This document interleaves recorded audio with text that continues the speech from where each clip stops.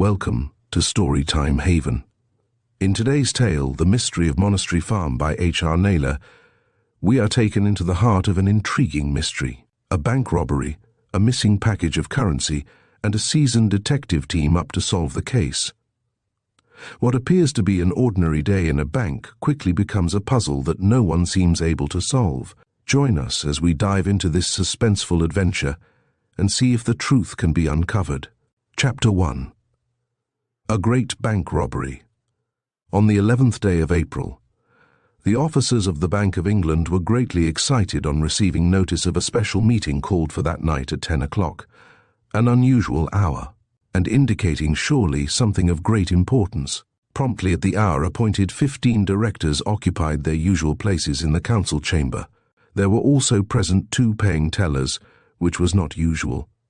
Besides these 2 bank clerks was observed Major Andrews, the well-known chief of the Bow Street Detective Service, and by his side sat 2 of his assistants.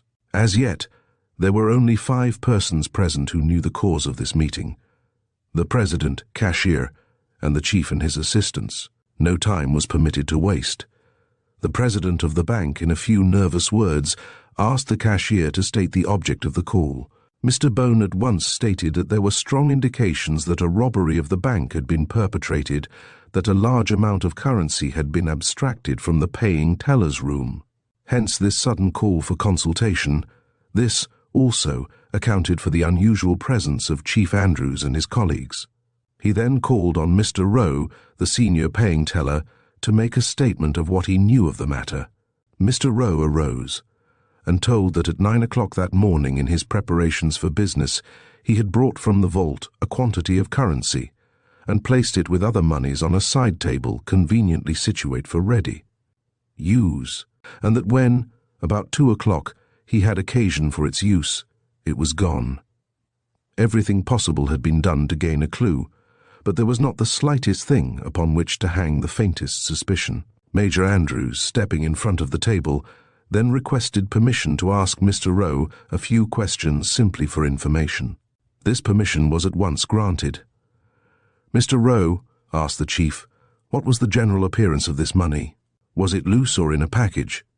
"It was a neat package," replied Mr. Rowe, "wrapped in brown paper, with its character and value marked distinctly on the wrapper." "You say," said the chief, "character and value distinctly marked on the wrapper. Please to explain what you mean by these terms." "I mean," replied the teller, "by character that there were £151,000 notes, and by value the value of the package, £150,000.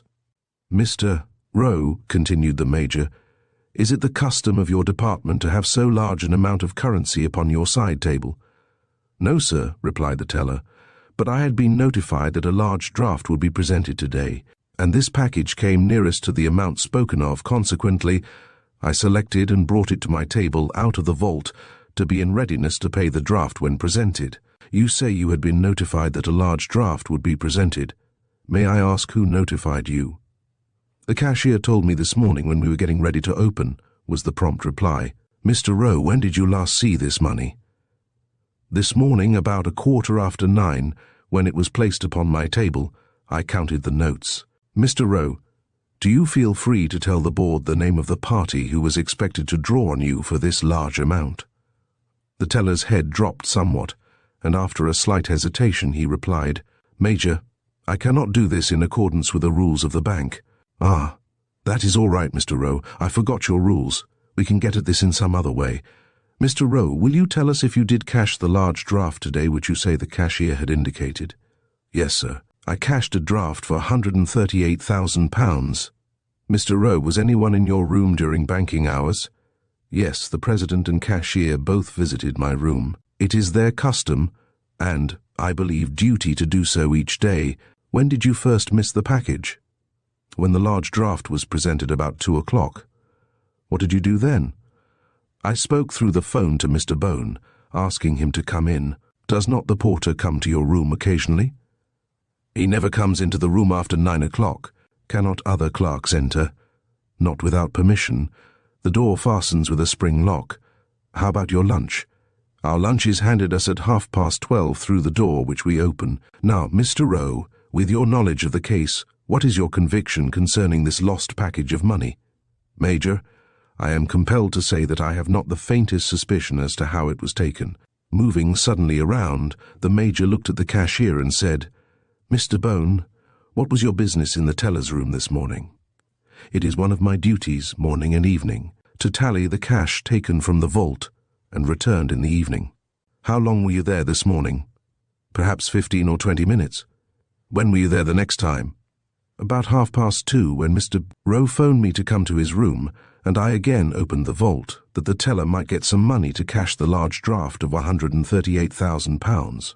Much discussion followed this informal catechizing, but the only thing evident was that the package was lost. How it had disappeared, or where it was, none could so much as guess. Here were 20 men, thorough businessmen, several of whom had had large and successful banking experience. Among them, a cashier than whom there was no brighter financier in the great city of London, and the chief of a peerless detective force, with 2 of his shrewdest colleagues. All were nonplussed, annoyed, humiliated, returning to their homes and leaving the great building in charge of 60 of sturdy watchmen, safer, it would seem, in the night than in the day. Next day, several city newspapers had the following: Reward. A reward of £10,000 will be paid for the arrest of the party or parties who abstracted a valuable package of Bank of England notes April 11th, 18, from said bank. This currency can be of no value to the thieves, as the bank holds a list of the numbers and their circulation has been ordered stopped. The receiver of any of these notes will be liable to arrest. Nearly every important newspaper in the kingdom copied this item. Besides this, a list of the numbers of the lost notes was sent to every banking institution in England and America. Chapter 2. Monastery Farm.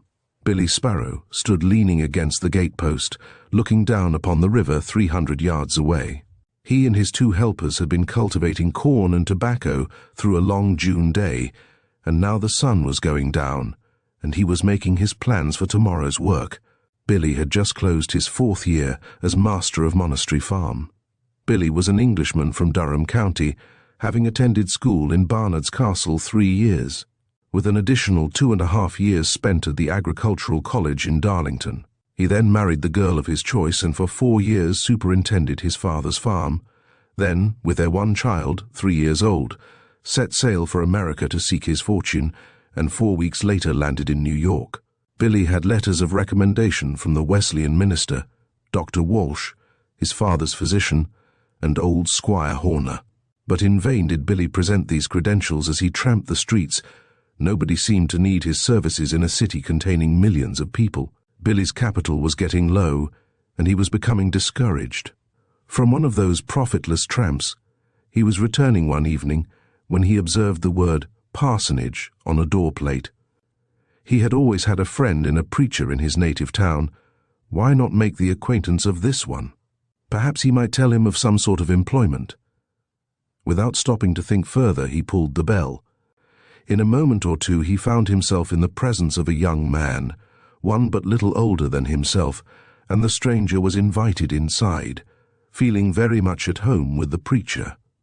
After quite a lengthy conversation, the preacher remarked, "You are a farmer. New York is no place for you. I would advise you to go out into the country and, by the way, I believe I saw, a day or 2 since, an advertisement for a man to take charge of a farm." After some search on the part of the minister, the paper containing the announcement was found.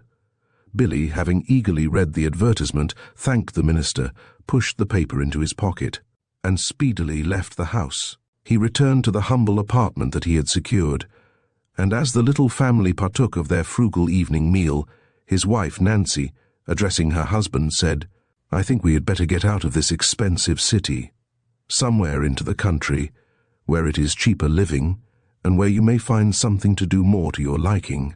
"Well, Nancy," replied Billy, "this is the 2nd time today that this advice has been given me for," he added, pulling the newspaper from his pocket. "A minister gave me a paper in which there is an advertisement for a farmer, and advised me to look into it. Here it is," and he read as follows: "Wanted a farmer. Wanted competent man, not afraid of work, to take charge of a farm of 200 acres in County New York, a good house to live in, and good wages to the right man. References required. Apply by mail or in person to J.M. Quintin, Centerville Landing, County New York. Why? Exclaimed Nancy. I believe that is providential. After pondering the subject a while, Billy wrote to Mr. Quintin, enclosing his credentials, and mailed the letter immediately. In less than a week he received the following reply: William Sparrow, Esquire, New York. I have just received your application for the position on Monastery Farm in answer to my advertisement. In replying, I want to be candid with you. In a word, unless you are an expert farmer, your application cannot be considered. If, therefore, you have any doubts about being able to meet the requirements, there is no need for further correspondence. This is a first-class farm and must be worked by first-class methods. The opening is an especially good one for the right man. Perhaps you had better come up and see the place and give us a chance to see you. Come by boat to Centerville Landing. Let me know the time of your arrival, should you decide to come, and someone will meet you. J.W. Quintin, Trustee. Billy read this letter with somewhat mixed feelings. There was no mistaking its meaning. This man spoke out. Its very brusqueness disconcerted the unsophisticated young man. His experience was quite limited. He had managed his father's 100-acre farm several years, and it had paid very well, but he had always had his father's advice, of which he would be deprived in this his greater work. He read the letter to Nancy, and she was similarly impressed. Finally, Billy remarked, I will find the preacher and ask his advice. And without further words he started to Washington Square, where his newly found friend lived. He was ushered into the library. He had never seen so many books before in one place. While he was glancing around in his surprise, the preacher entered. Good evening, Mr. Sparrow, he said. How are you? Have you found any employment yet? Billy handed him the letter which had brought him there, saying, I received this letter today, and if you please, I should like to have your advice about it. The preacher opened the letter, and as he did so gave a little start. Then he smiled as he glanced down at the signature. He finished reading with a decidedly happy expression on his face, and Billy asked, Can you tell me about this place and of the man? Oh yes, was the ready reply. I know both the place and the man. The fact is, that is my county, and Quintin is my friend. I never had a better friend than Jerry Quintin. I always spend my vacation there. I lived there from the time I was 10 years old until I was 23, and always go there in summertime for a few weeks, rest occupying my old room, eating with the boys, and roaming in the woods. I know every tree and bypath, yes, and many a swim have I had in the old river. Jerry Quintin, he continued, as we used to call him. Why, I've known him since I was a child. Do you want to hear about him? Well, when he was a youth, not quite out of his teens, Mr. Thorndyke gave the land on which the monastery stands. Quintin was made chairman of the board of trustees and treasurer also. He has handled every dollar of the funds, superintended the erection of all the buildings, the laying off of the monastery park, and had charge of the farm, and through all the years no auditing committee had ever found an inaccuracy in his accounts. Foresight, sagacity, rectitude are synonymous terms with the name of Quintin. True as gold is Jerry Quintin. He always means what he says, and says just what he means. Let me assure you, there is no truer man in the Empire State than this same Quintin. A few days later, Sparrow found himself set ashore at Centerville, landing at an early hour in the morning. The first thing he saw was a plainly dressed man sitting in a buckboard, who, as Sparrow approached, accosted him with the words, Mr. Sparrow, good morning. Glad to see you. Expected to see an older man. Get in. We will go round and get some breakfast and afterward go out to the farm. After breakfast they drove along the river road, behind an excellent team of bay horses, for a distance of about 2 miles, and drew up in front of a large brick house. This is our farm, Mr. Sparrow. We will drive on to the farm and come back to the house later. Everything indicated thrift and prosperity. There was a great barn and stables, a capacious warehouse, outbuildings of all sorts, corn houses, hayricks, and a building for wheat, while nearby was a shed full of modern agricultural machinery. They walked through the stables, 5 fine horses occupied the stalls, while close at hand were not fewer than a dozen Jersey cows. Mr. Quintin was busy describing everything, and he knew all about everything, buildings, their uses and cost, the horses, as he stroked the nose of each breed, age, peculiarities. Each cow and heifer he knew by name and age. The machinery, he was familiar with its make and use as well as its cost. If his eyes had been bandaged, apparently he could have described everything on Monastery Farm. They next drove back to the farmhouse. It was a substantial brick building, containing 12 spacious rooms, furnished with plain, rather old-fashioned furniture, and set back from the river road about 300 yards. It was surrounded by a well-kept lawn, and in all respects the place was inviting and homelike. "Mr. Sparrow," said Quintin, "this farm contains 202 acres of arable land. Good land, no better, in fact, in the country. Besides, we have 20 acres of wooded land and a tenant house. This machinery is the best that we could find. We have 2 men, Giles and Ephraim. They are the best hands we know of, for Mr. Rixey trained them from their boyhood. There are no better. Mr. Rixey was our farmer 26 years. He died last November. Let us now have a look at the monastery." Half a mile away they came to it, a large 5-story brick building in the midst of native oak trees. A wide driveway led up to the front door, while in front was a sparkling fountain. Another, a smaller building, occupied a site nearby and constituted the president's residence. The whole was enclosed with a tall iron fence. Years before our story begins, this land, 300 acres, was donated by Richard Thorndyke, a wealthy Episcopalian, for a training school for clergymen, to which gift was added as an endowment fund $100,000 on the condition that the church should erect suitable buildings. Thorndyke Theological Seminary was its original name, but as the students as well as the teachers were all men, the people soon began to call it the monastery. And in the course of years, this became its common title, and the farm became known far and wide as Monastery Farm. This institution had from its inception found peculiar favor with the church as well as with the people, and the buildings were speedily erected. 2 men at first were enough to do the teaching, as at the beginning there were only 17 pupils, several of these students earning their tuition by working upon the farm. But at the time to which this story points, 172 students and 9 professors composed the faculty besides the president, and the school was known as Monastery Classical and Theological College. This inexperienced young Englishman, as he saw all this, became dismayed. This was too great an undertaking. He depreciated his own ability. This was altogether too big a job. He remembered that Nancy called it providential, but surely she was mistaken. What could he do with all that machinery?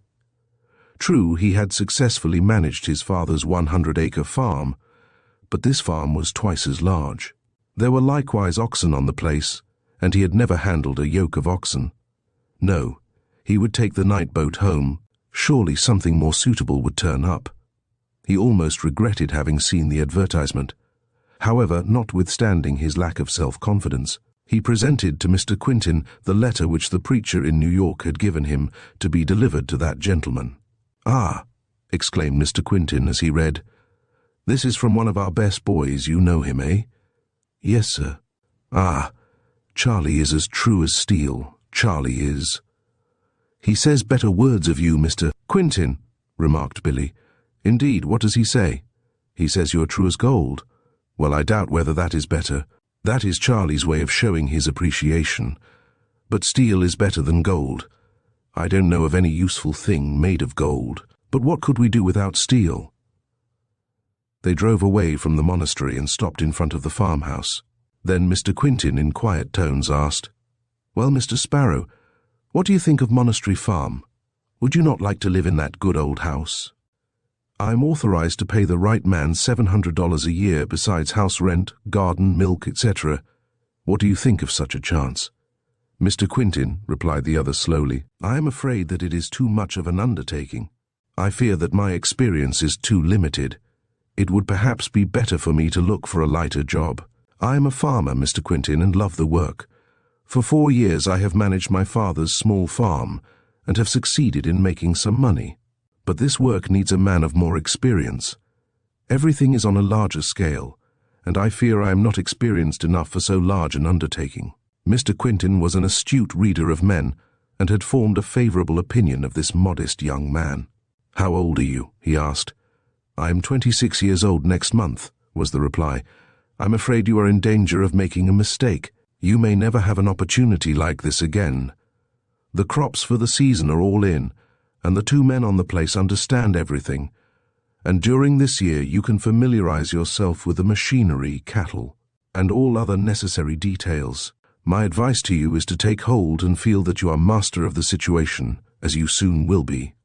Quintin, in fact, was so favorably impressed with this young man of 26 that Billy was finally persuaded to take charge of Monastery Farm. And in 2 weeks, the new farmer and his young wife and child were comfortably located in the old farmhouse. And time had proven that Quintin had made no mistake in this selection. Each year had enhanced his opinion of the character and ability of Sparrow. The great farm had never been so productive, the cattle had never been more thrifty, and the revenue had never been as large. 4 years had passed, and well might Billy feel quite satisfied as he stood there in his shirt sleeves at the close of a certain day looking out over the farm.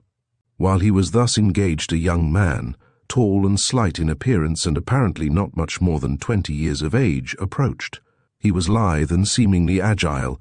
A thin brown beard covered his face, which was cheery indeed, as was the smile which shone through 2 big brown eyes. His clothing was well worn, and upon his shoulders or back was something resembling a soldier's knapsack, while in his hand he carried a knotty stick. Halting at the gate, where Sparrow and Nancy and the boy stood, the stranger saluted them with a courteous bow. "Good evening," he said. "May I inquire how far it is to the next village?" "Not more than 2 miles," was the answer. "Is there a tavern in the village?" was next asked. "Oh yes, 2 of them," was Billy's response. "I'm looking for work," said the stranger. "Do you think I shall be able to find something to do in the village?" "What sort of work do you want?" queried Billy with a smile. "Anything that is honest," was the prompt reply. "What I don't know I can learn. I want to settle down, at least for a while." "Well now," replied Billy, "you don't look as if you could do much on a farm. If you could, I might give you a job, at least for a week or 2. Only farmers or carpenters are needed through this part of the country. Could you plough corn or saw wood?" "Well," was the response, "I don't think that I could plough corn, but I could saw wood, hoe in the garden, do chores or feed stock." As they talked, the stranger unbuckled his knapsack and set it down on the horse block. "Where are you from?" asked Sparrow in a somewhat abrupt tone. "I'm from every place from New York last." "Where are you headed for?" "Well, sir, to be honest with you, I suppose you might call me a tramp. I'm hunting for a place to settle down in, as I seem to be without friends, so one place is as good as another for me." It was now nearly dark, and the kindly heart of Nancy prompted her to ask him if he were hungry, to which he replied that he had eaten nothing since morning. "I had a good breakfast," he added, "at a place called Tipton." "Why?" ejaculated Billy. "Tipton is 22 miles away." The good wife had slipped away, and presently returned, inviting him to enter and have something to eat. As they entered the cosy dining room, turning to Mrs. Sparrow, the young man said, "My name is Carl Edwards. I am an Englishman, and have been in this country only 6 weeks. I am trying to find some employment."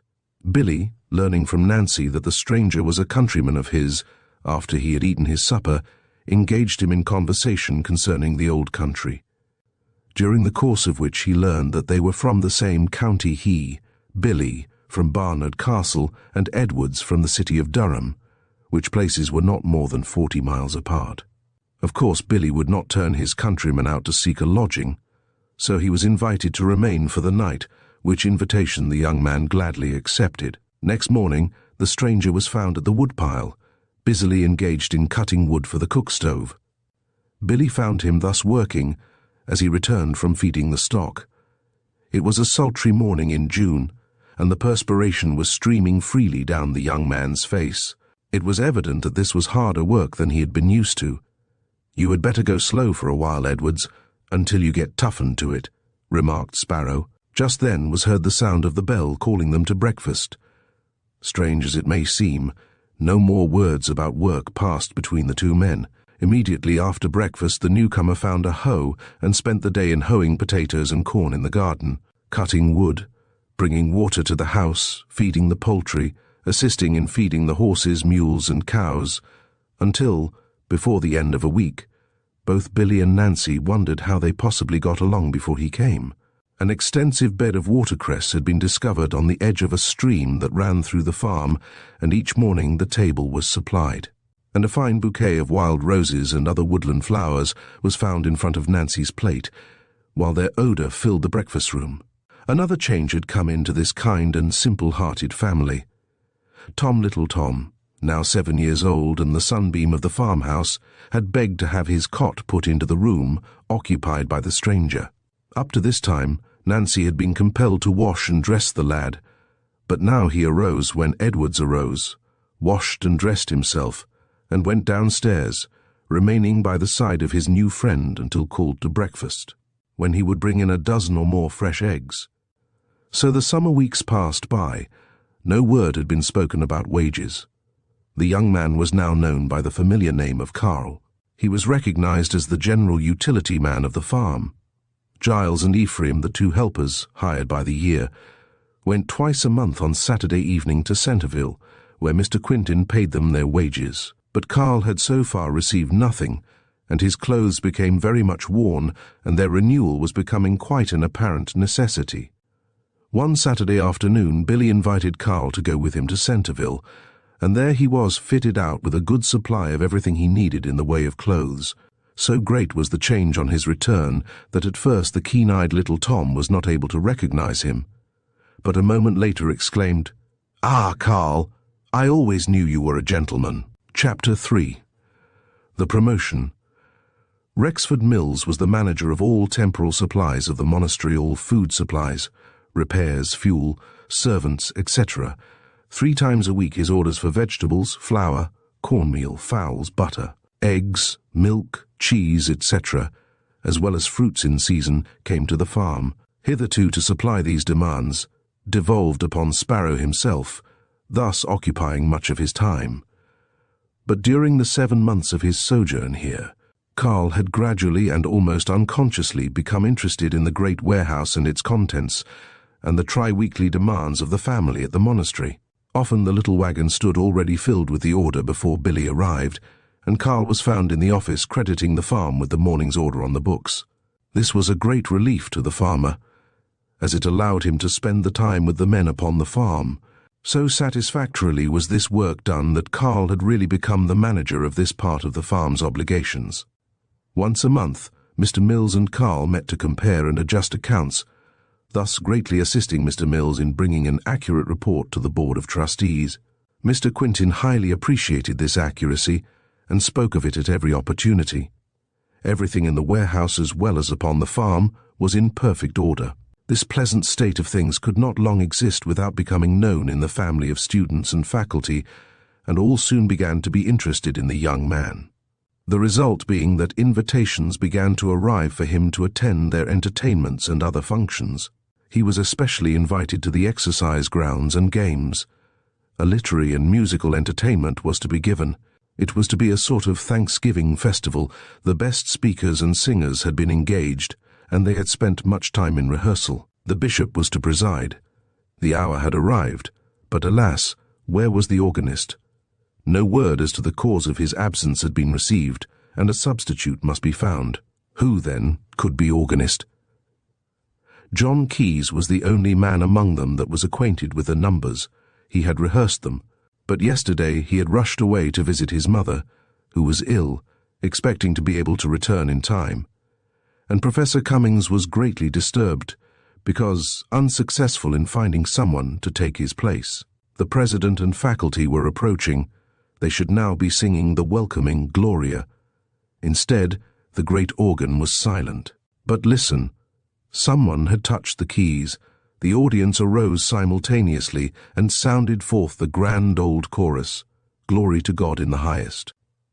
Few in the audience suspected that John Keyes was not at the organ. No one dreamed that the fingers pressing those keys had not during the last year and a half touched a musical instrument. But the festival went on with artistic smoothness to the finish.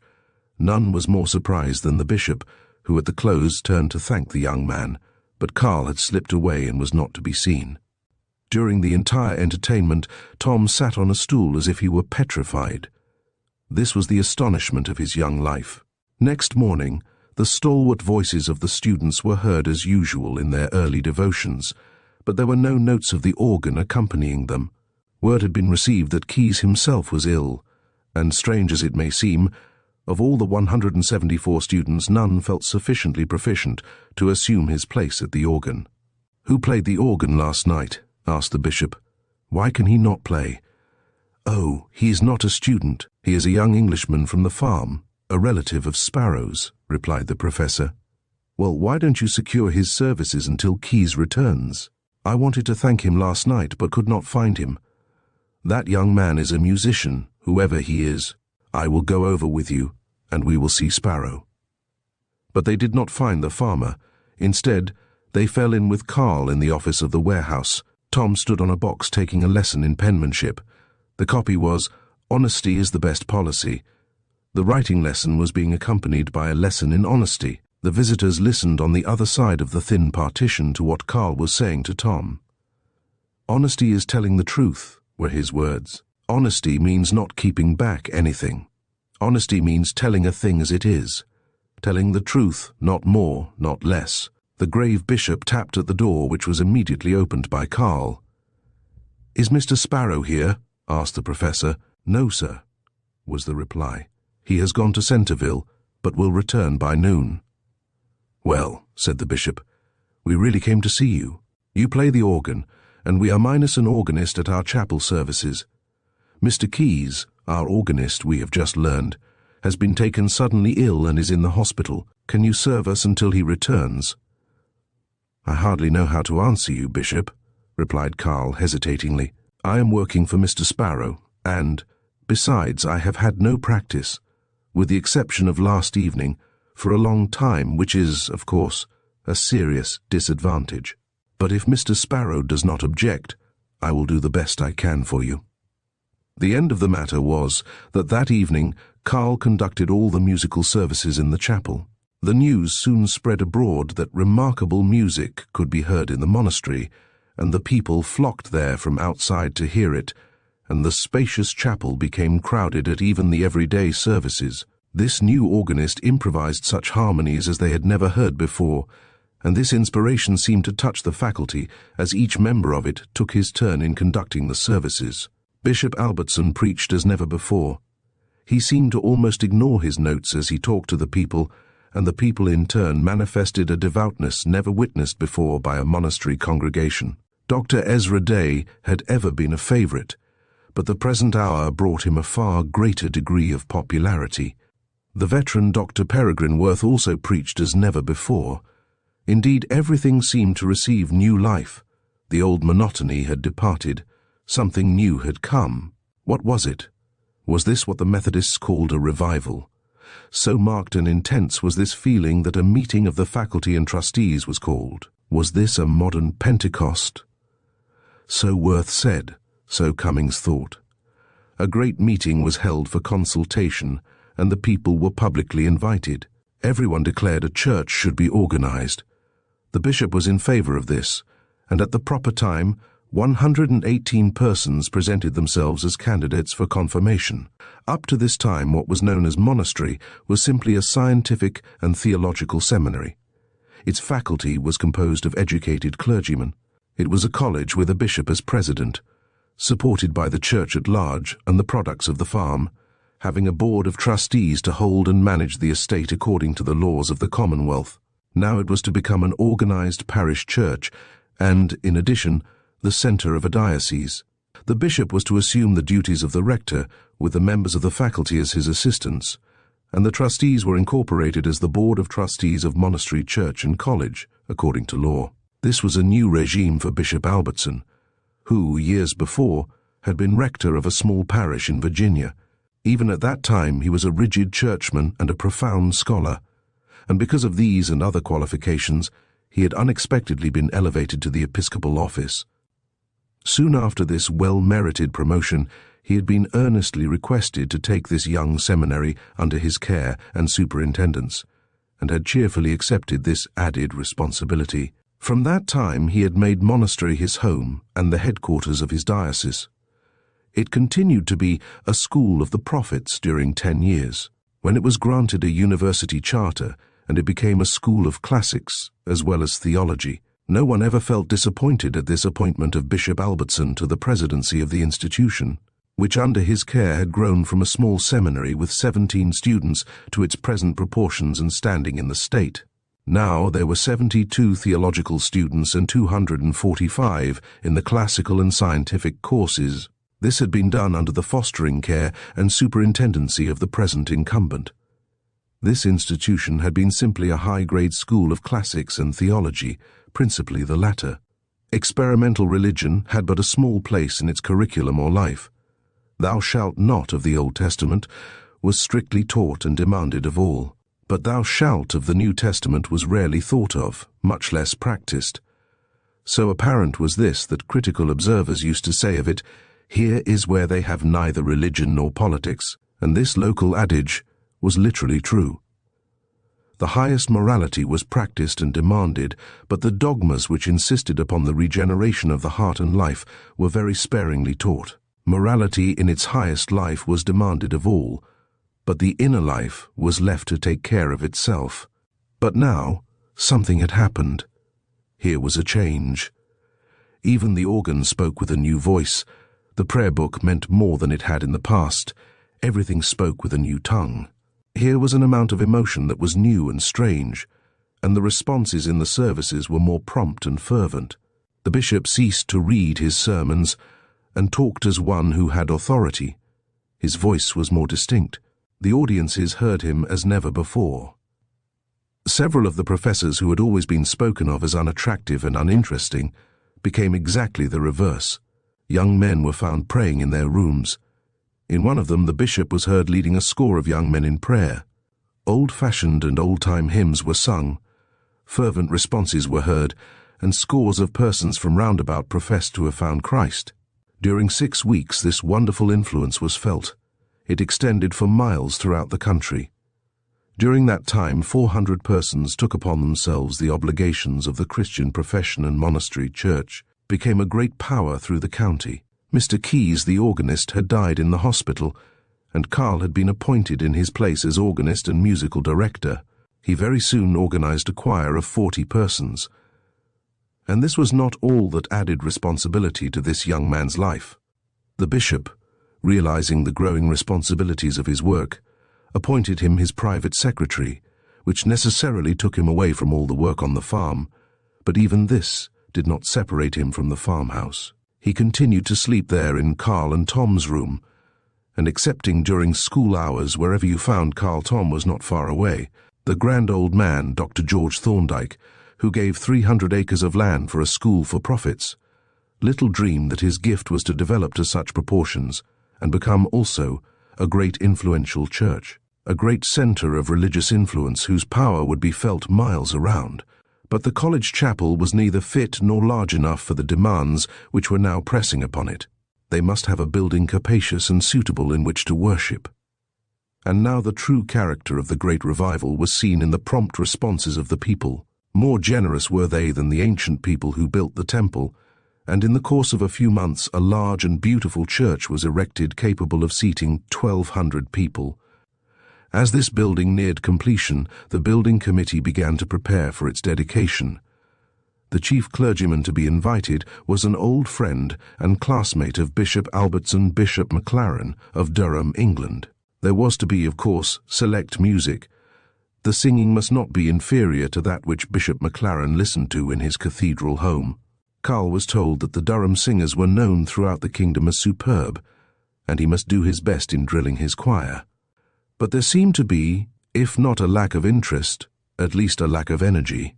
For many weeks before the time, Carl assembled the choir for special rehearsal at least twice a week. And while progress was made, yet there seemed to be a lack of enthusiasm in both singers and organist. The cause of this was soon apparent. Carl was ill, and the day that the president went to New York to meet his friend, Carl was attacked with a raging fever. It was seen very quickly that the young man ought to have given up much sooner, and the best medical aid was hastily summoned. Of course, a substitute must be provided, and the committee succeeded in securing the services of Professor Schuetz from New York to have charge of the organ and music during the dedicatory services. When the day the Sabbath for the great service came, Carl lay in his bed delirious with typhoid fever. Nancy Sparrow was his faithful nurse, while Tom was hands and feet to his mother. It was really pathetic to see the little fellow as he sat near the bed so vigilant and anxious in his desire to be of service, and when the doctor came, how his great blue eyes watched his every movement. Then he would waylay the doctor as he left the house, asking if Carl were not improving, and if he would not be up in a few days. But the physician did not dare encourage the boy. It was soon observed that every morning and evening, immediately after the doctor's visits, Tom walked over to the office in the warehouse, where Giles more than once found him engaged in earnest prayer for Carl's recovery. "I tell you, Mrs. Sparrow," said Giles on one of these occasions, "Carl will get well. Tom talked to God today, and I don't believe that God will refuse the little fellow what he wants." It was on one of those visits that Billy, who was in the root cellar under the warehouse, heard the lad's footsteps, and slipping upstairs, listened to the prayer of his boy. These were his words: "Dear Father in heaven, maybe you are tired of hearing me ask you for the same thing so many times, but there is nothing else that I want. I do want Carl. I would not have to ask my earthly father so often if he could possibly do it, but he isn't able. You are able, and somehow I can't understand why you don't. Father and Mother and I all love Carl. He is one of us, and what would the bishop do without him? And now, dear Father, I'm going back to the house to see if he isn't better. I know you will do it. Amen." The two prelates sat in the resident bishop's study. "There is a sample of my secretary's work," said Bishop Albertson, as he handed an account book to his friend, "and it is as accurate as it is beautiful." Bishop McLaren started when his eyes fell upon the ledger. After a moment's hesitancy, he remarked, "Never but in one instance have I seen as fine work. That was the writing of my own dear boy. Those capitals are just like his." "Ah, well."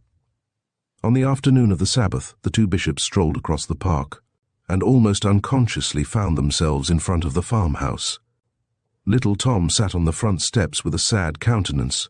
Looking up, he recognized Bishop Albertson standing before him. "Well, Tom, how is Carl today?" asked the bishop. "Oh, Bishop, he is very bad. He talks, and they don't know what he means. He talks about his father and mother, and nobody knows where they live. He never told anybody. But I'm praying for him, Bishop, and I know he won't die. Can we go up and see him?" asked Bishop Albertson, and without waiting for an answer, he proceeded up the back stairs, but the English visitor remained below. When Bishop Albertson entered the room, he found Nancy bathing the sick youth's brow. She saluted the visitor with great respect. Carl lay quite still with his face toward the wall. Laying her hand upon his brow, Nancy said, "Carl, dear, here's the bishop come over to see you." The sick man murmured, No, he will never come to see me, but Mother would if she knew." The bishop in low, quiet tones said, "Carl, where is your father? We will let him know how ill you are, and I know he will come to you." In still weaker accents, the delirious youth went on, No, don't tell him. He thinks I'm dead. Better so." At this moment, Dr. King, making his second call for the day, stepped into the room, and at once in low but emphatic tones remarked, "Mrs. Sparrow, this will not do. Our patient must be kept quiet. Otherwise more harm can be done in a half hour than can be overcome in a week. I will send a nurse tonight, and with skillful nursing we will, if possible, save the patient." The bishop took the hint and quietly descended to the parlour, where he found his colleague awaiting him with his head resting upon both hands. Silently they wended their way to the bishop's study. It lacked about an hour to the time of evening service. The visiting clergyman, addressing his host, said, "Bishop Albertson, I think I have never told you the particulars of my great affliction. The illness of your secretary, and seeing the specimen of his penmanship, brings back to my recollection the darkest providence that has ever come into my life." "No, Bishop," said his brother minister kindly, "you have not. But sorrow passes few of us by in this world. We all suffer, some grievously. I did not suspect, however, that such had been your lot." "Yes," was the reply, after a moment's silence. "Mine has been a heavy cross. A little more than a year ago, my son, just entering upon the summer vacation, went off with 2 friends on a yachting trip. They were near Land's End when a hurricane struck and wrecked the boat. They were all lost, the yacht never having been seen again. And once this afternoon, when the door of your secretary's room was opened for a moment, I heard his delirious cry, and his voice sounded strangely like that of my own lost boy. Possibly I too should have gone up to see him, but after that I could not. He paused and then added, "Oh, it was my profoundest wish that Eddie might some day take my place and be the comfort of my old age." That evening's sermon will never be forgotten by the large congregation which came to hear the eminent English divine. "Thou destroyest the hopes of man," was the text. 2 days later, the Bishop of Durham returned to his home, and although he had enjoyed seeing the classmate of his early years, the affliction in Bishop Albertson's home had reminded him of his own sad loss, so that when he arrived at Durham, he felt prostrated by the renewal of his bitter bereavement. Chapter 4. Slow Convalescence. The new nurse would not permit even Tom to enter the sick man's room, so he waylaid the doctor at every visit, and, stern as he was, that professional gentleman was compelled through sheer sympathy to speak as encouragingly as possible to the lad. Every morning Tom brought from the garden a handful of flowers, and tapping gently at the sick man's door, handed them to the nurse, who, giving him a more hopeful word concerning the patient, would send him with light heart downstairs to his mother to report the good news. One morning the boy brought a bunch of roses and violets, and gave them to Enoch, the nurse, who received them with greater cordiality than usual, remarking as he accepted the flowers, "Mr. Carl is much better. You shall see him tomorrow." The joyous-hearted boy bounded downstairs, and throwing his arms around his mother's neck, repeated the words of the nurse. Enoch met Tom in the hall next day. The lad was dressed in his best clothes and was nervously impatient. "Now, Tom," said Enoch, "promise me that you will not talk, and you must not cry, and remember, you can only stay 10 minutes. "All right, I'll promise anything, only let me see my Carl." But Enoch's patience was tried at the very start. Tom tiptoed into the room, and as he saw the pale, smiling face of Carl and heard his welcome, he threw his arms around the sick man's neck and sobbed through his tears. "Carl, my Carl, you're nearly well, aren't you?" Enoch, standing near the bed, placed his finger upon his lips, but Tom did not recognize his admonition and kept on giving expression to his happiness. "Carl," said he, "God has given you back to us. I told Mother that he would, and he has." The pleasure of Bishop McLaren's visit was plainly lessened by the illness of the young secretary. The family of his host were all anxious, and the members of the faculty were visibly affected. Even the servants about the place felt concern for the young secretary, and whispered many exaggerated stories concerning the case. But the crisis had been passed, and Carl began to improve. After a slow recovery, he took up his accustomed duties, and church and schoolwork fell back into its old routine. But 6 weeks of typhoid fever had greatly emaciated the young secretary. The buoyancy and brightness seemed to have left him. He had been fond of athletic sports, but now he apparently cared nothing for them.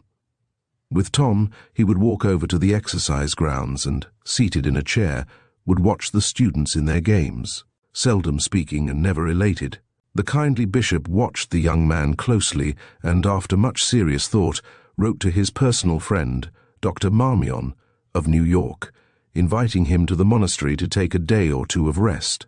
Nancy exhausted her ingenuity to tempt and increase his appetite, but nothing served to help him, and what made matters worse, he seemed to have no desire to improve.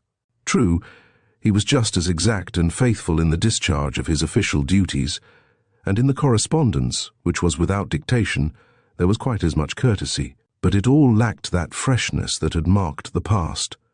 The organ gave forth notes just as harmonious and perfect, but the music lacked the brilliancy and uplifting power that had hitherto characterized it. Indeed, his youthfulness seemed to have departed, and maturity, if not old age, taken its place. Previously, Carl's full and joyous laugh had attracted scores toward him. Now, however, a quiet smile was frequently the only indication that he was pleased, and even a sprinkling of grey hair was here and there, seen among the curly brown locks. Once it had been a trick of his to leap from the ground to the back of Alec, Sparrow's tallest horse, but he now declined mounting a horse at all. The strong and springy step was gone, and his feet shuffled like those of a very old man. One day the bishop entered the office where Carl was at work, accompanied by a plain-looking man, possibly 40 years of age. He was of medium stature, with broad and prominent brow, great brown eyes and prominent nose. But the most significant and impressive feature of the man's face was his eyes large, brown, and possessed of that peculiar quality which made them grow luminous when he was much interested, and almost frightful when excited. He was introduced to Carl as Mr. Marmion, from New York. As Carl had no particular interest in the New York gentleman, after a few words of commonplaces he turned away and resumed his work. But the bishop having slipped out, the stranger seemed to call for the courtesy of the secretary. "Take that easy chair, Mr. Marmion," said Carl. "Bishop Albertson will no doubt return presently." "Bishop Albertson tells me that you are just recovering from a severe illness, Mr. Edwards," said Mr. Marmion, as he sat down in the comfortable chair.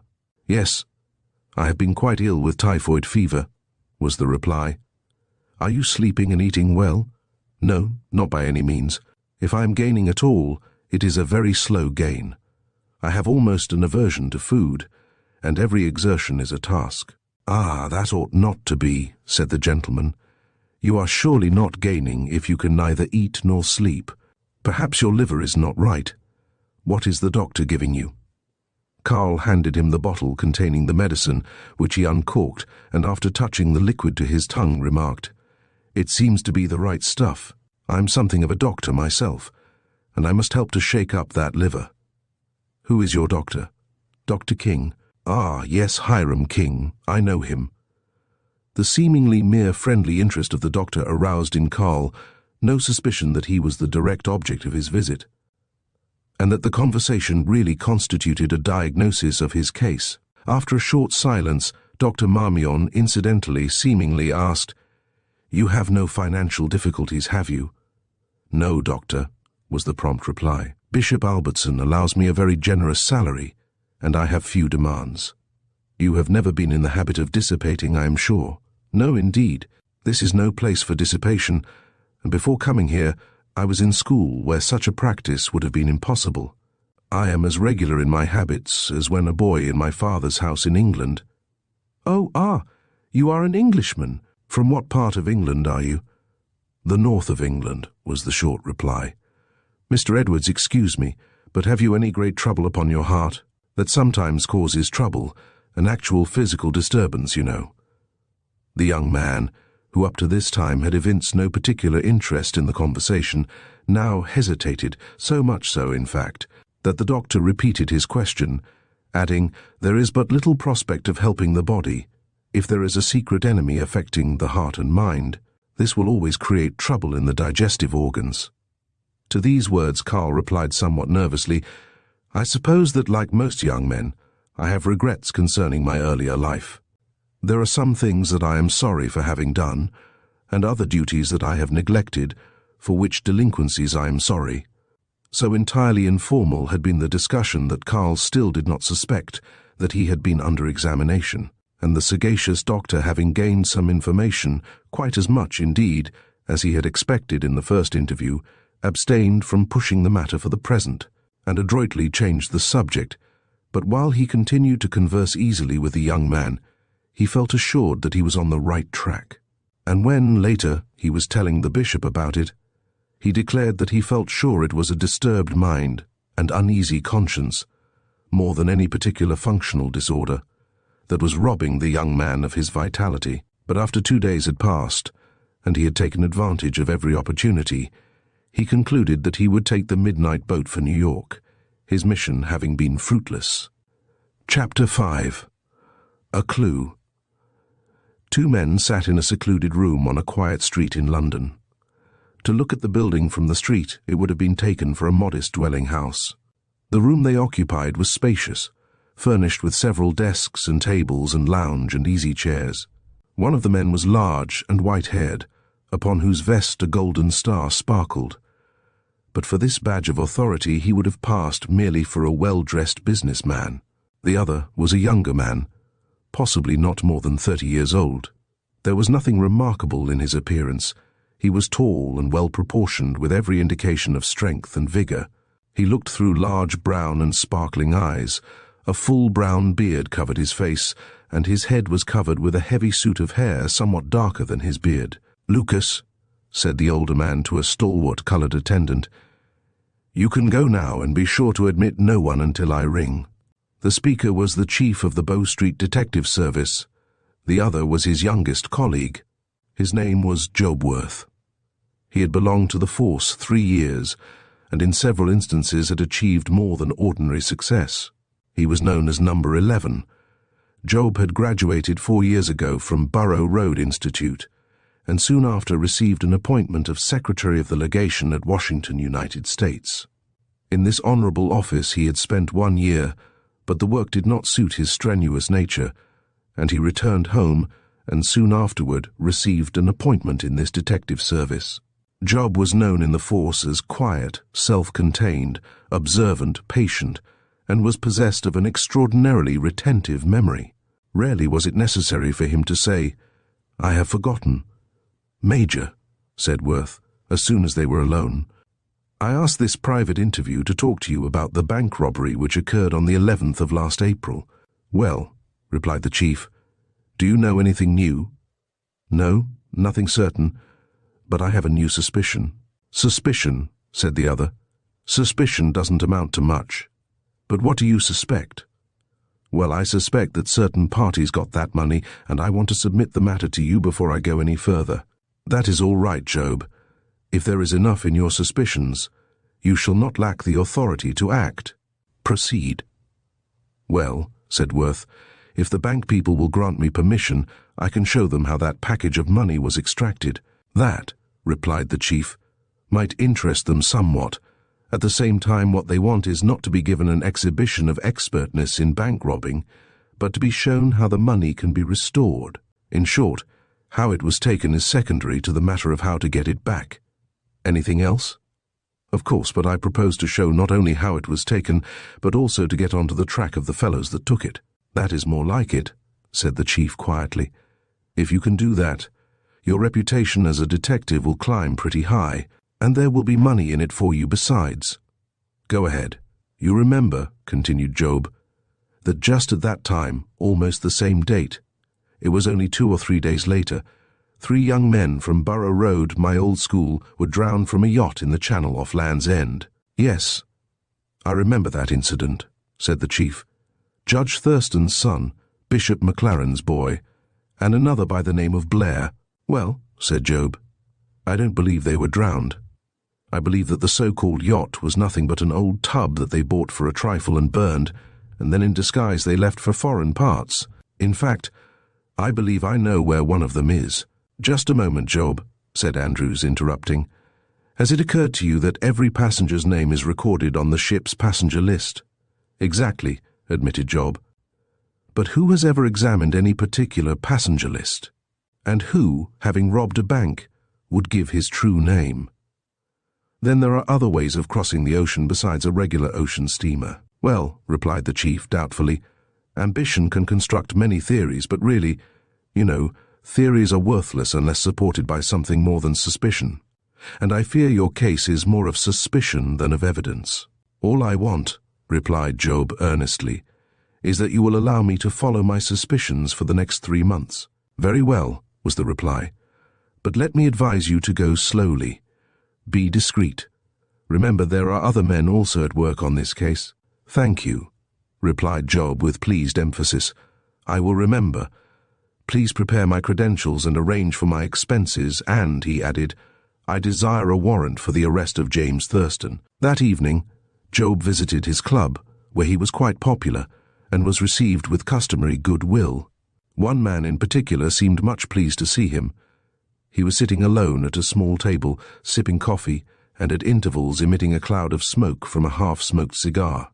Shaking hands with Worth, he said, as he offered his cigar case, "Mr. Worth, I'm glad to meet you again. I haven't seen you for more than a year. Won't you join me in a cup of this delightful beverage?" "Thank you, Captain," responded Worth. "I shall be delighted. We haven't met, I believe, since we crossed the water together 3 years ago." "That is so," replied the captain, as Worth sat down. Captain Johnson was the captain and part owner of a large merchant ship, and had arrived the day before from New Orleans.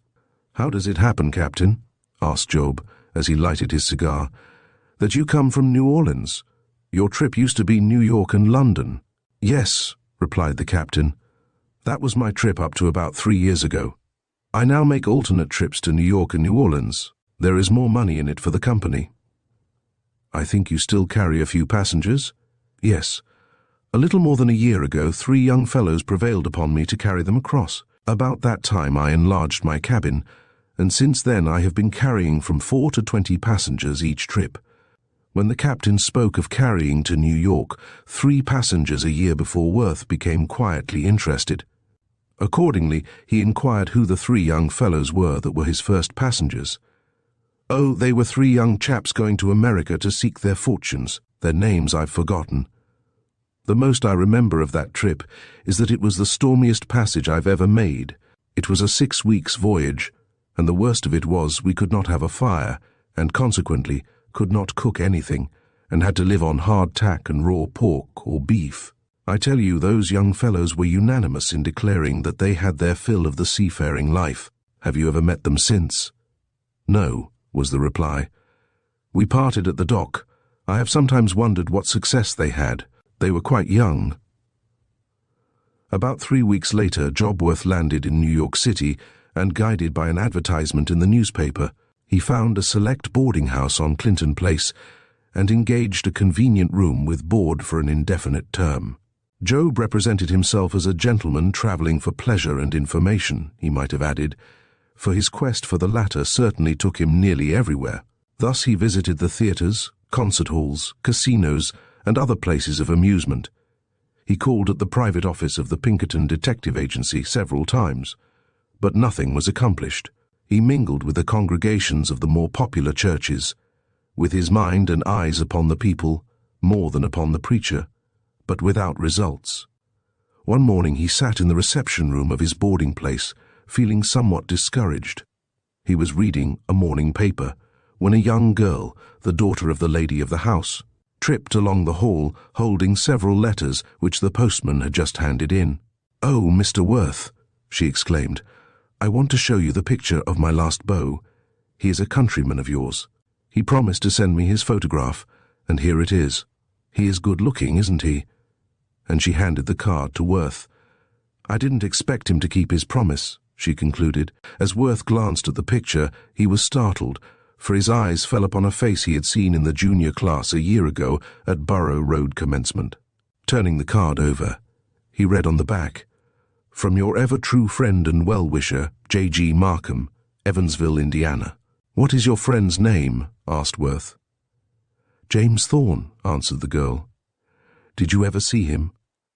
In an indifferent tone, Worth replied, "Don't know anybody of that name." In 36 hours, the young detective found himself domiciled in a quiet little hotel, the Mount Vernon, on the wharf of the Ohio River, at Evansville, Indiana.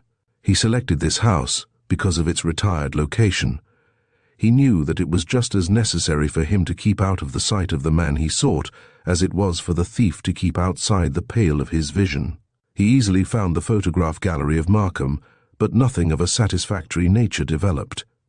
True, the negative was at last found with a number 1761 upon it, but no name. And the artist didn't so much as remember the face. The hotel registers were next inspected without giving any clue. Now the young detective quietly took account of the evidence in his possession. What did he have to justify the arrest of James Thurston even in case he found him? And should he effect his arrest, The difficulty of extradition was still to be met and overcome. Could that be accomplished with the amount of evidence in hand? He determined in his uncertainty to seek the advice of the British consul, Mr. Harris, residing at Louisville, Kentucky, and accordingly, he repaired to that city on the following day. The consul recognized Worth's credentials and treated him with cordiality. When the detective had stated the case, he said, "Mr. Worth, you can't arrest a man because he was not drowned, although rumor said that he was. What has such an incident to do with a bank robbery? It is hardly fair to connect a man's name with a crime merely because he happened to disappear about the time the crime was committed. Suppose a young man did leave England suddenly and secretly and come to America. Maybe it was not that kind of a case at all. Could not even some unsuccessful love affair on the continent have caused his abrupt departure, rather than the robbery of a bank? Mere suspicion is not sufficient to secure a man's extradition. No doubt your own good judgment will guard you against any hasty action, which could, he concluded significantly, prove a rather costly proceeding in the end." Worth left the consul's office somewhat cast down. He asked himself what next. Should he give it up? If he quietly returned, none but the major would be any wiser. Next day was Sunday, and, back in Evansville, he wended his way to a popular church trinity, where the most fashionable people were said to attend. The structure was modern and capacious, seating about 1,200. The weather was fine and the audience filled the room. The music was good and the service pleasing, but the sermon was too long for Worth. He had slipped into a seat near the door, from which position he could secure a better general view of the people. Job at this time had a not overly vivid recollection of the man he sought, nor a precise idea of what his course would be should he find him. It was more than a year now since he had seen him, and then it was in a crowded hall in the midst of commencement exercises. As the congregation dispersed, Job also passed out, and took a position on the sidewalk, where, without attracting attention, he could observe the retiring crowd. The bulk of the congregation had left the church. A few ladies in pairs still lingered, when the minister, accompanied by a young man of athletic build, came out through what seemed to be a vestry door, and would have gone by without especially attracting Worth's attention, but for the words of the clergyman as they stopped directly in front of the detective. "Well, goodbye, Thorne," he said. "I'll be around to chat a while with you in a couple of hours at the commercial." They parted, the preacher going in one direction in company with several ladies, and the man he called Thorne in the opposite. Worth instantly recalled the photograph owned by the girl at his boarding place, and followed the man whom he heard addressed as Thorne. There was nothing remarkable in his appearance, however, nor was there anything to remind him that he had before seen him.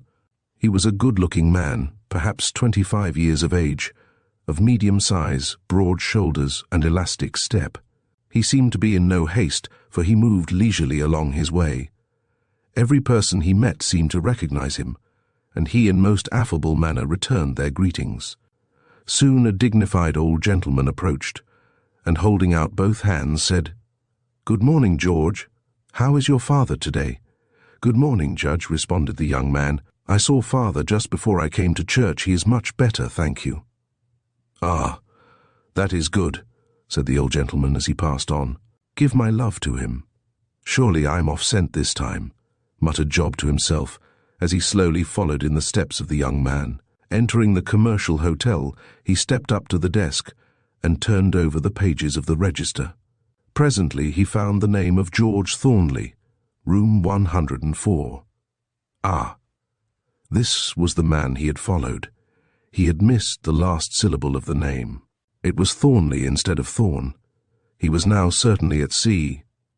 Moving away, disgusted with himself, he walked through the spacious office, and almost ran into a man as he reached the door. Both men exclaimed in mutual surprise, "Hello!" Neither pronounced the name of the other, and yet both spoke it mentally. Worth was the first to recover and said, "Pardon me, I thought I recognized a friend. Possibly I'm mistaken. My name is Worth. May I ask yours?" "Oh," replied the other, "I have heard of you. You are connected with the legation in Washington." "Well," replied Worth, "I was secretary, but have resigned. Where have I met you somewhere, I'm pretty certain." Was it in Washington? One is apt to forget names when meeting so many. With a slight hesitancy, the other answered, "My name is Thorn. I'm a stranger here. Are you stopping here?" The young man was evidently nervous and spoke in an uneasy manner. Job, pointing to a chair, said quietly, "Shall we sit down? We are both strangers." The invitation to be seated was rather reluctantly accepted, and there was a shade of suspicion seen by Worth on Thorn's face. "Where have we met, Mr. Thorn?" asked Worth again, as if still debating that question. "Wherever it was, it must have been several years ago if it wasn't in Washington, as I was there 3 years ago." The young man seemed to recover himself on hearing this, thinking at once that Worth's residence in Washington had doubtless hindered him from hearing of any occurrences near Land's End or in London, and replied, "I'm an Englishman, like yourself. You may possibly have seen me, if you have been much in London. I spent several years in Borough Road School." "Indeed," interrupted Worth. "Why, that is my old school, but I must have left there before you entered, and I have only visited the Institute once since I graduated. It is really a pleasure to meet in this country one of the boys of Old Borough Road. How long have you been in America?" "I have been here about a year. I am looking around for an opportunity to invest some money with which I have been entrusted, but am making haste slowly in that respect," replied the other with a faint smile. "Well," remarked Job, "your business is just the opposite of mine. I am looking around to find some money. Do you know of anything that I could get to do in order to make some cash?" "I'm afraid I don't know enough to advise you on that line," was the answer, adding, "Where are you stopping?" "At the Mount Vernon Hotel down on the wharf," was the reply. "It suits my pocket." Just then the dining room doors were opened, and Thorn cordially invited Job to stay to dinner. The invitation was accepted, and they entered the dining room together. This was a strange fellowship. Each knew the other, and knowing him was intent on outwitting him. Consequently, the conversation was abstract, abstruse, and uninteresting. It was a strange phase of hospitality. When the meal was ended, neither of the men could have told what he had eaten or what he had said. Chapter 6. Out Heroding Herod while eating dinner. The younger man assumed the lead in the matter of conversation, and it became general in its character. "Mr. Worth," remarked Thorn, "you say that economy took you to the Mount Vernon. Now, I happen to have 2 beds in my room. What do you say to sharing one of them with me? It will cost you no more than you are paying, and I judge that the service here is much better than in your present hotel." This proposition rather pleased Job, and the arrangement was accordingly perfected, and the evening found the 2 men genially smoking their cigars quite like 2 old friends. This proposition of Thorn was not as generous as Worth might have supposed. There lurked in the former's mind an indistinct suspicion. Nay, it was more than a suspicion, and he reasoned that if this man was what he feared he was, he could parry the danger better by having him under his eye, for even now he was concocting a scheme of escape. On the other hand, Worth had no doubt in his mind that this was the man he was after, but how to proceed was the question that was troubling him. The words of the consul still gave him no little concern. He had plainly intimated that extradition would not be possible as the case stood, and he knew that he could not secure them without the consul's recommendation. That Sunday night was an important point of time in the lives of both these young men. Some light wine was partaken of in addition to cigars, and each was thinking his own thoughts and forming his own plans even while the conversation was on other subjects. The bank robbery in London was spoken of, and in the course of the conversation the wreck of the yacht and the drowning of the 3 young men also were mentioned. Yet neither subject seemed of much interest, although Thorn remarked that he was well acquainted with them all. Worth allowed the younger man to lead and really direct the conversation, being all the while convinced that Thorn was trying to draw him out, trying to find out how much or how little he knew. It was near midnight when Job undressed and lay down on his bed, with his mind made up that in the morning at breakfast he would arrest Thorn. The latter continued to sit at a table writing after the detective had retired. Worth soon slept, and slept soundly. This was a new experience of late, but when he awoke, to his surprise, it was broad daylight, and yet the gas was still burning brightly. His head ached, and he raised up and looked in the direction of Thorne's bed. It was unoccupied. The instant thought that something was wrong, that something unusual had transpired, aroused him, and he sprang out of bed. Just then a tap on the door startled him. "Hello," he said, "come in." A voice replied, "Can't come in, door is locked. Do you want breakfast?" Job sprang to his vest, which hung on a chair, to find by his watch what time it was, but his watch was not there. As quickly as possible he dressed himself, and in doing so he put his hand into a secret pocket where he carried his valuable papers and pocketbook. It was empty.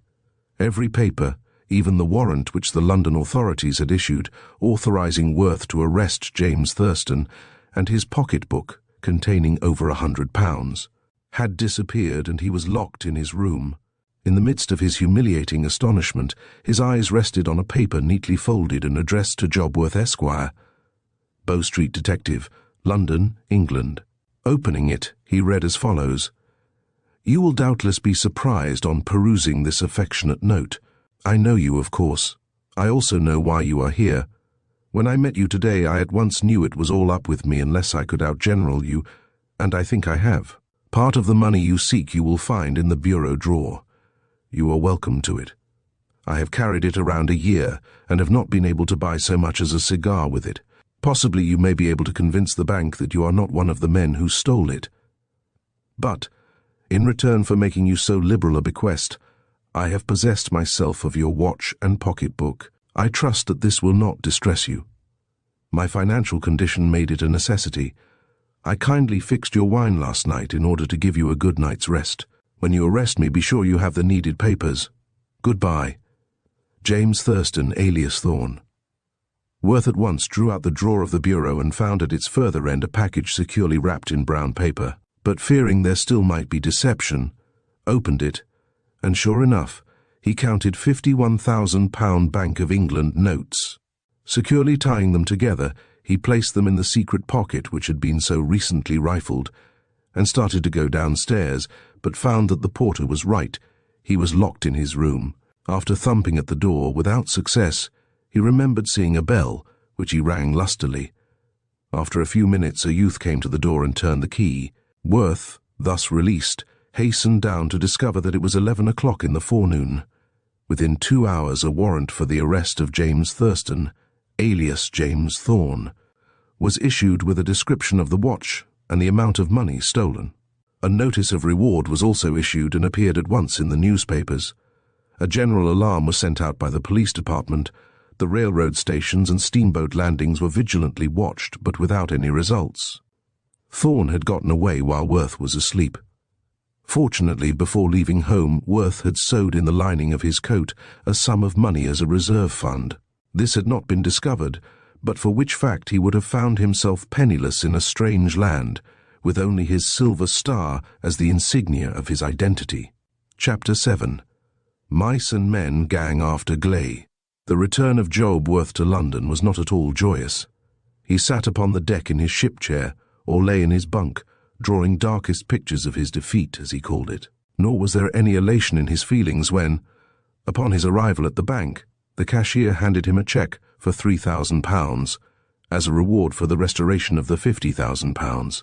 Yes, it was something to be sure, yet not much. There was chagrin in it all, and he continually felt this as he mingled with his colleagues. To him it was, well, failure. At this time, there was another meeting of the bank directors. Nearly all were present. The cashier presided. Something had happened again. Was it another robbery?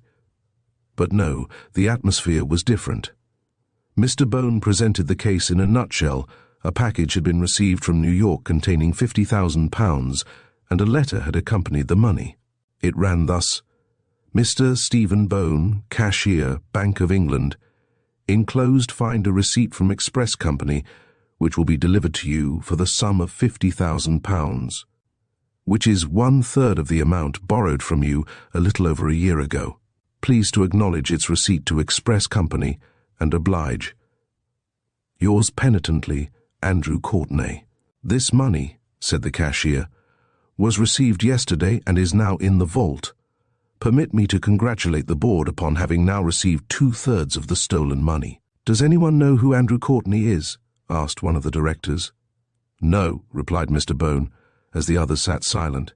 I presume not. It is not vital, however, since the name is most likely fictitious. Job Worth was given a vote of thanks for his services in restoring the £50,000, and it was resolved that in each case where the money was refunded, further prosecution would cease. One day, soon after Job's return, he sat in his bachelor quarters, brooding over his ill luck, as he called it. So intense was his disappointment that he began to doubt his fitness for the calling he had entered, and to think seriously of resigning. True, he had been credited with 2 or 3 successful investigations, but this last undertaking could hardly be called a success. He had spent $400 in recovering 1/3 of the stolen money, and had suffered the thief to outgeneral him. He concluded that he was stupid. Why had he not arrested him while he had a chance? But he had allowed Thurston to put him to sleep, and then possess himself of his watch and £100 of his money, slipping away while he slept, leaving him a prisoner in his own room. Surely Thurston, instead of himself, had played the detective. While in this despondent mood, one of his brother officers made his appearance, and was greeted with a decidedly doleful, "Good morning, Nick," but the other's response was more cheerful. "Job," he said, "I'm glad to see you again after your trip. I understand that the bank people honored you with a vote of thanks. That was a great thing you did in getting that pile of the bank's money." Nick Hansen and Job Worth were of the same class in the department, and had been admitted on the same date. Nick was every inch an athlete, fearless and enduring. He was anything but good-looking with his broad face, short limbs and heavy body. He had made pugilism and wrestling his study, because they were his delight. Every man in the service respected his prowess. They all knew that Nick had never been outclassed in athletic sports.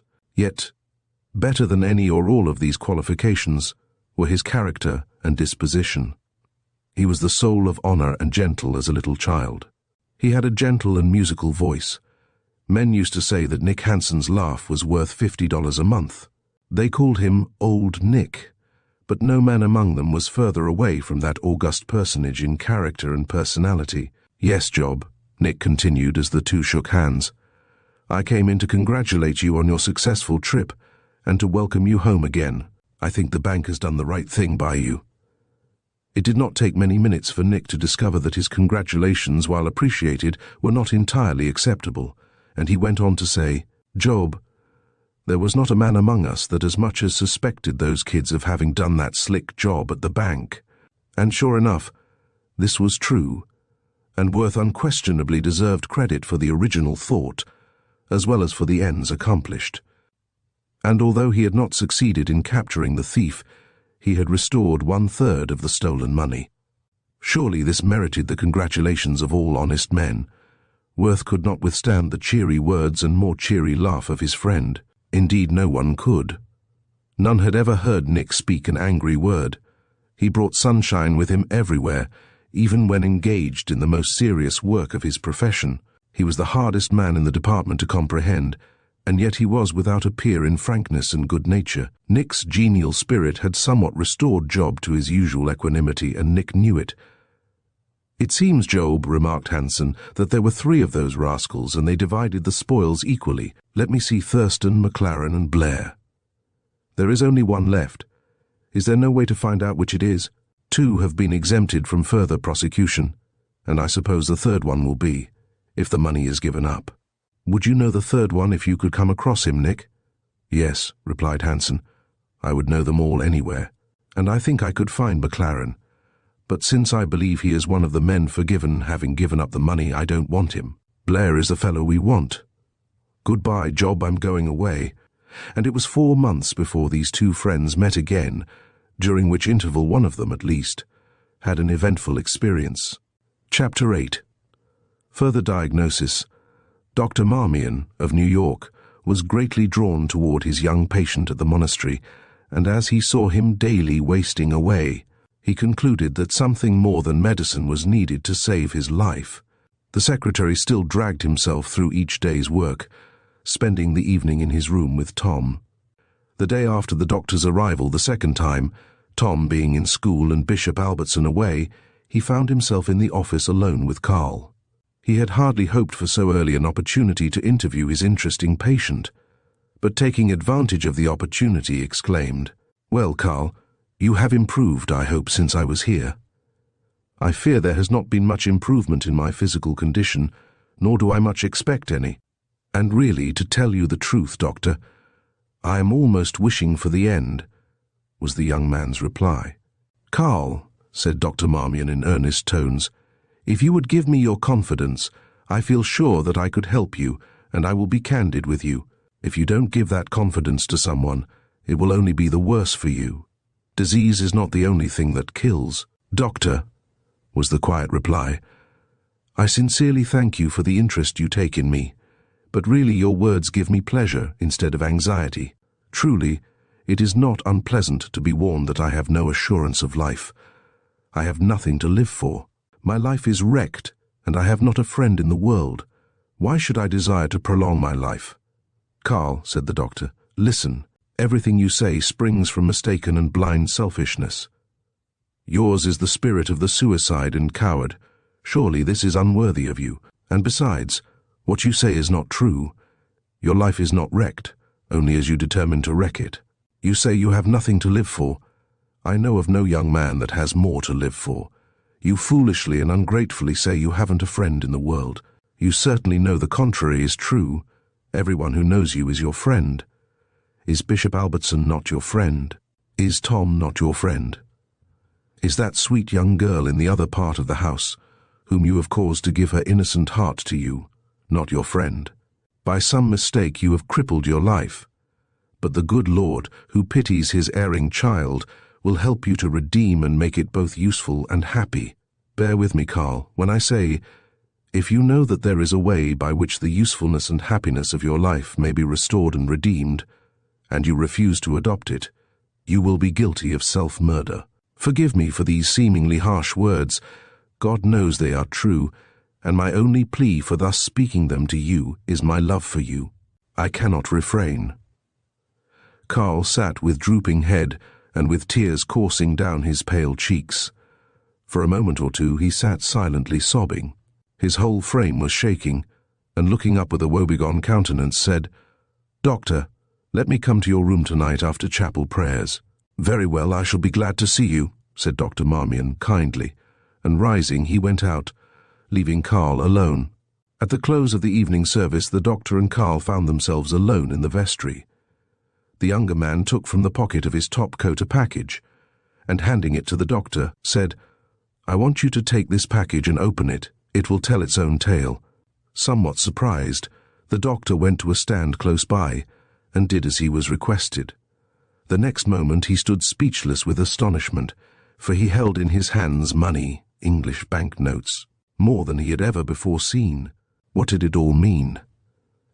"There, doctor," sobbed Carl, who had approached him tremblingly, "is my crime, and growing out of it is my other and greater crime. I have been and still am a living lie. My father and mother think me dead. They have suffered how much I cannot tell, and my father was here. His expected coming made me ill, nor did he see me. Are you surprised that I do not desire to live? Father's belief in my death is easier for him to bear than it would be to know that I am alive and a criminal." Then it was for the first time that the doctor grasped the full story, that this gifted, promising young man, lovable and genial, so attractive as to appeal to him as no other had ever done, should of all men prove a thief, one who had stolen a large amount of money from the great bank. The doctor was dumbfounded. He knew not what to say. Silence prevailed for a few moments. Then the doctor's good judgment inspired him to say in emphatic tones, "Carl, our first step in righting this great wrong is to get the money back to where it belongs. I will see to it. You may rely on me, and the sooner it is done, the better. I will take the next boat, and tomorrow forward the money by express to London. This will not be difficult," added the doctor, "but you have before you another duty equally as great. You must next enlighten your parents concerning your existence and whereabouts." This was truly the most difficult as well as delicate, and Carl shrank back from it. Is it not sufficient to return the money?" he pleaded. "No, my dear boy, the return of the money is only a part of your obligation. No part of your debt must be left unpaid. To fail here would mean utter failure. Everything in this matter must be made clear, and then you will be enabled to begin life anew." But Carl, with anguish in his tones as well as in his countenance, exclaimed, "Must my father and mother be told everything concerning my criminality? That he has a son who deserves a prison sentence? No, no. Better to let me die, better for both mother and father as well as myself." "Carl," sternly replied the doctor, "you know not what you ask. Would you die with a lie on your soul? You said a moment ago that you are a living lie. Would you die thus? You are willing to pay your debt to the bank, but you are not willing to be just to those who love you with a love which none but a parent can experience. I am a parent, and know all about it." "Well, doctor," said Carl, when he had grown more composed, "can we not do one thing at a time? Can we not take the money and send it to the owners, and suffer the other matter to rest at least for the present, until we conclude how to manage it?" "Carl," replied the doctor, as he pushed the package toward the young man, "there is only one right way, and that is to become truly sorry for wrongdoing, and cheerfully and bravely make retribution to all parties you have injured. Anything short of this is not fair, and will do you no good. If I take any hand in this matter, it must be to right the whole. But, Carl, don't you see you make no sacrifice in sending back the money you have been unable to use?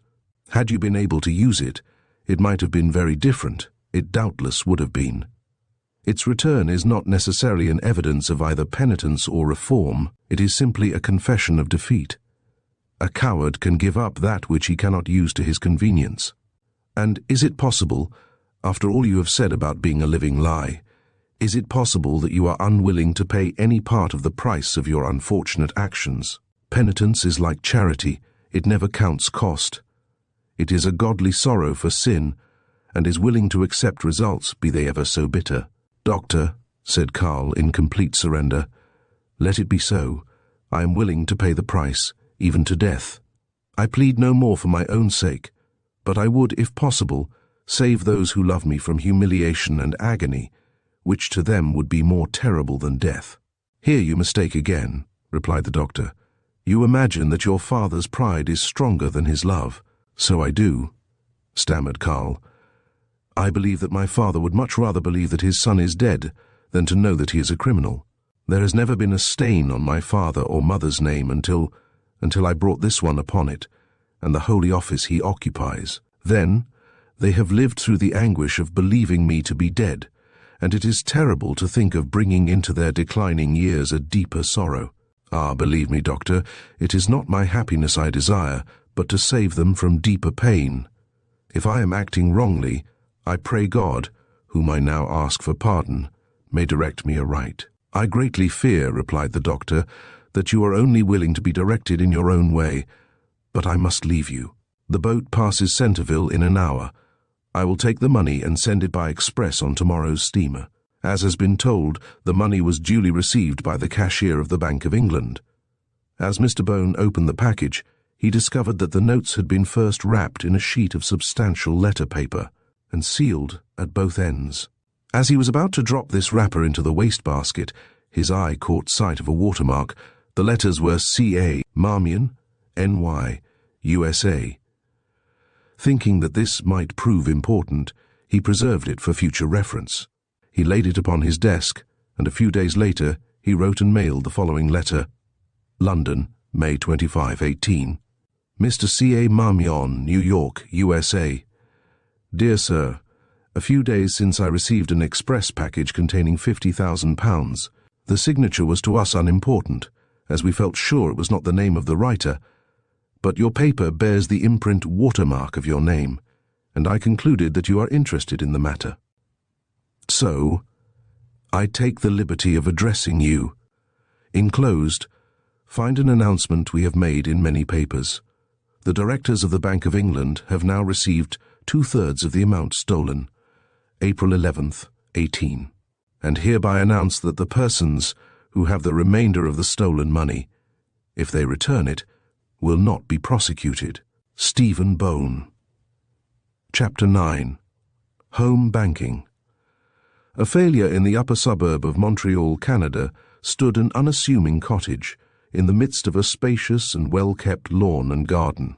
A young man was seen carrying a rake on his shoulder, and with the other hand drawing a lawn-mower toward a shed in one corner of the lot, where he was to deposit them for the night. "Hiram, I never saw the lawn look better." These words were spoken by a venerable-looking old gentleman with cheery voice as he came around the corner of the garden, smoking a cigar. The speaker was a large and well-proportioned man of perhaps 55 years of age. He looked through large brown eyes, kindly but resolute. His square jaw and firm mouth denoted willpower. His face was ruddy, and his head was crowned with an abundance of curling hair as white as snow. This was Abram McLean, the retired member of the firm of McLean, Shaw and Company, the originators and organizers of the first steamboat line running between Liverpool and Montreal. From this investment and an interest in building the Great Victoria Bridge across the St. Lawrence, Mr. McLean had accumulated a large fortune, which, promptly invested in real estate and safe stocks, which were continually enhancing in value in this rapidly growing municipality, soon placed him among the accredited millionaires of Canada. The cottage which he owned and in which he lived was built of grey stone, one tall story in height and crowned with a French roof. It was beautified by a wide door in front with colonial pillars and porch. The windows were tall, to which iron shutters were attached. The ground on which this building stood had been bought immediately after the conflagration of 1852, when St. Mary's Ward was almost obliterated. From that date each year had increased the value of all property in this part of the city, so that this property alone, having 5 acres, would have placed its owner among the well-to-do citizens of the community. But this property was only a small portion of the holdings of Abram McLean. A unique building was this cottage. 2 skilled mechanics had been brought from Quebec, and no one was permitted to see their work, nor to learn what they were doing. Their work was to be in the basement, which had been excavated 10 feet deep, the massive walls reaching down until they rested upon solid rock. The building was 75 feet square. A furnace occupied the center of the basement. Next in front was a beautiful office, finished in hardwood, exquisitely polished, and furnished with most modern furniture. In the rear of this office was a smaller room, the walls of which were encased with steel plates, supposed to be both burglar-proof and fireproof. This room contained a safe having no opening except the door into the office. It would never have been taken for anything but a closet convenient to the main office, but the door was solid iron, the lock of which none but the owner could manipulate. A reception or smoking room, which Mr. McLean called his den, was on the other side of the hallway, a cozy and yet elaborately furnished room, containing tables, sofas, and easy chairs, where the owner could meet his friends for business or pleasure. Mr. McLean's father, a sturdy and sagacious Scotchman, had landed in Canada when Abram was about 10 years of age, and began in earnest to win at least a living, if not a fortune, in this sparsely settled city, which at that time was hardly worthy the name of a city, although its thoroughgoing citizens had procured a city charter. Mr. McLean, by earnest long-sightedness and industry, succeeded in becoming a well-to-do citizen. Unfortunately, Mr. McLean invested most of his savings in a large banking institution located on McGill Street, the Montreal National Bank, which a few months later was consumed in the conflagration. This unfortunate event, with subsequent obligations, left him both poor and in debt, from which he never recovered, but in 2 years died, leaving his wife dependent upon their only son. Some years later, when Abram was accumulating money rapidly, he bought stock in gas and water works, and in both instances they collapsed, and the stockholders were left by a dishonest set of officers to meet delinquent obligations. This experience of both father and son not only met with indignant protestations, but drove Abram to a conclusion, wise or foolish, as the case may be. But he concluded that hereafter he would be his own banker, or at least the custodian of his own money. This accounted for the burglar-proof safe in the basement of the new cottage, and where he could keep every valuable paper, securities, deeds, mortgages, or money. This line of business was no secret in the community. He was his own banker, and when he sold property or anything else, The place of the money deposited was his own safe. Much of Mr. McLean's spare time was spent at the Majestic, then the largest hotel in the city, he being its owner. Ernest Case, the acting landlord, took great pleasure in introducing him to customers, and especially if they were prominent persons or had titles attached to their names who honored this hostelry with their presence. One evening Mr. McLean sat in one of the cozy parlors enjoying a cigar with Mayor Dalrymple, he himself being an alderman. They had much in common to interest them and were conversing interestedly when Mr. Case, accompanied by an imposing-looking stranger, approached and asked permission to introduce Major Bancroft of Quebec. The Major took the liberty of correcting a slight mistake. "True, from Quebec last," he said pleasantly, "but from Devonshire, England first. That is my home, and you know an Englishman never denies his country. I am nephew to the Duke of Devon, and hesitatingly possibly the next heir to the title. At present I am a major in Her Majesty's 21st Cavalry. I am just taking a run through your grand country, while not much needed at home. Gentlemen, you certainly have the making of a great city here in Montreal." "We think so," said the mayor. "Yes," added Mr. McLean, "we think that much of it is already made. We have already the best schools, the best churches, the best hotels and shipping wharves on the continent, and," he added, smiling, "the most beautiful women in Canada. I have no inclination to doubt your word in any one of those statements, Mr. McLean, and especially your last proposition, as it accords with my own observation. But my opportunities of looking about as yet have been limited, having arrived only yesterday." Then the Major continued, "Is real estate increasing in value very rapidly?" The Mayor replied, "We have been burned out 3 times, but each fire has enhanced the value of all real estate." "I am glad to hear that," the Major replied, "as I am traveling with an eye open for investments. It is quite different with us. Capital invested in real estate in England usually results in regrets and loss." This young stranger was a man of sturdy frame, broad shoulders and medium height, having a military bearing. Save his moustache, his face was clean-shaven, and he had full lips and large white teeth.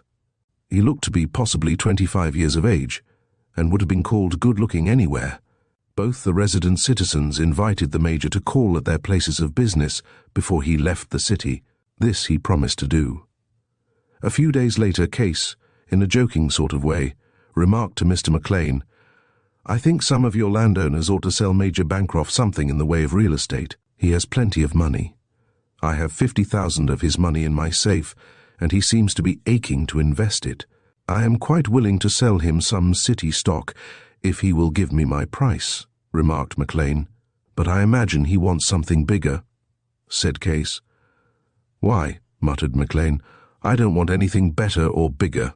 "Yes, I know," replied Case, "but I think he wants something that will grow while he is fighting the Boers, as he is looking every day to be ordered home." "Well," replied McLean, "I give you authority to sell him the Majestic if you can. I'll authorize you to act as my agent." "Thank you," replied Case, "but I'm not anxious to change employers." "But," answered McLean, "I'm not joking. I will sell anything I have, except my wife and cottage, if I can get my price." "What's your selling price for the Majestic?" laughingly asked the other. "Oh, well, let me see, I suppose £40,000 would buy it." "All right," said Case as he turned away. "I guess I'll not change employers this year." The Montreal Daily Gazette lay upon Mr. McLean's breakfast table a few days later. Mrs. McLean called his attention to it, stating that while awaiting his coming to breakfast, she had noticed that the Albemarle was about to be sold to an English capitalist who proposed to increase its capacity and make it the largest hotel in the colony. "Indeed," said Mr. McLean, sipping his coffee, and he took up the paper to read for himself.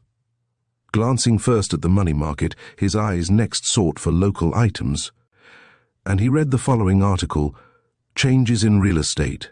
Rumor says that the Albemarle is to change owners. An English nobleman who is looking for profitable investments is said to be the prospective purchaser. The capacity of this excellent hostelry, according to the report, is to be greatly increased by the purchase of the 2 adjoining properties." About noon the same day, Mr. McLean received a call from Major Bancroft. "This is a delightful office," remarked the Major, as he lighted a cigar that had been handed him. "Yes, Major. I had an eye to comfort as well as to business when I built it," adding in a sort of casual way, "I see by this morning's paper that you think of becoming a property owner in our city. Allow me to congratulate you." "Well," replied the Major, "your newspapers are a little too rapid. I notice that they sometimes get ahead of the hounds. I'm glad you mentioned the matter. Might I ask you how much the Albemarle is worth in your opinion?" "Oh," replied Mr. McLean, "it would not be right for me to appraise it as I own the same kind of property." "I see," replied the Major. "Of course. What, then, would be a fair selling price for the Majestic?" "It seems superior in both locality and capacity." "Well," observed Mr. McLean, "the Majestic has never been put on the market, nor is it today for sale. Consequently, I should ask its full value if I mentioned any price at all. I would not look at anything less than £40,000 for it." "Would you not sell for £35,000 cash?" Mr. McLean dropped his head slightly and then suddenly replied, "No, sir, but I would sell for £40,000 cash, English money." "Very well, Mr. McLean, make out the necessary papers, and on 1 week from today I will pay you £40,000 in Bank of England notes." "All right, Major. I will meet you at the Montreal National Bank 1 week from today at 12 o'clock. I will bring the papers." "All right," said the Major, and departed. Chapter 10. Almost a tragedy a day or two after the sale of the Majestic, while the preparation of the transfer papers was going on, Mr. McLean's young man, who was acting as his secretary and clerk, asked his employer to be relieved of his present duties. "Why, what is the matter, Hiram?" asked Mr. McLean.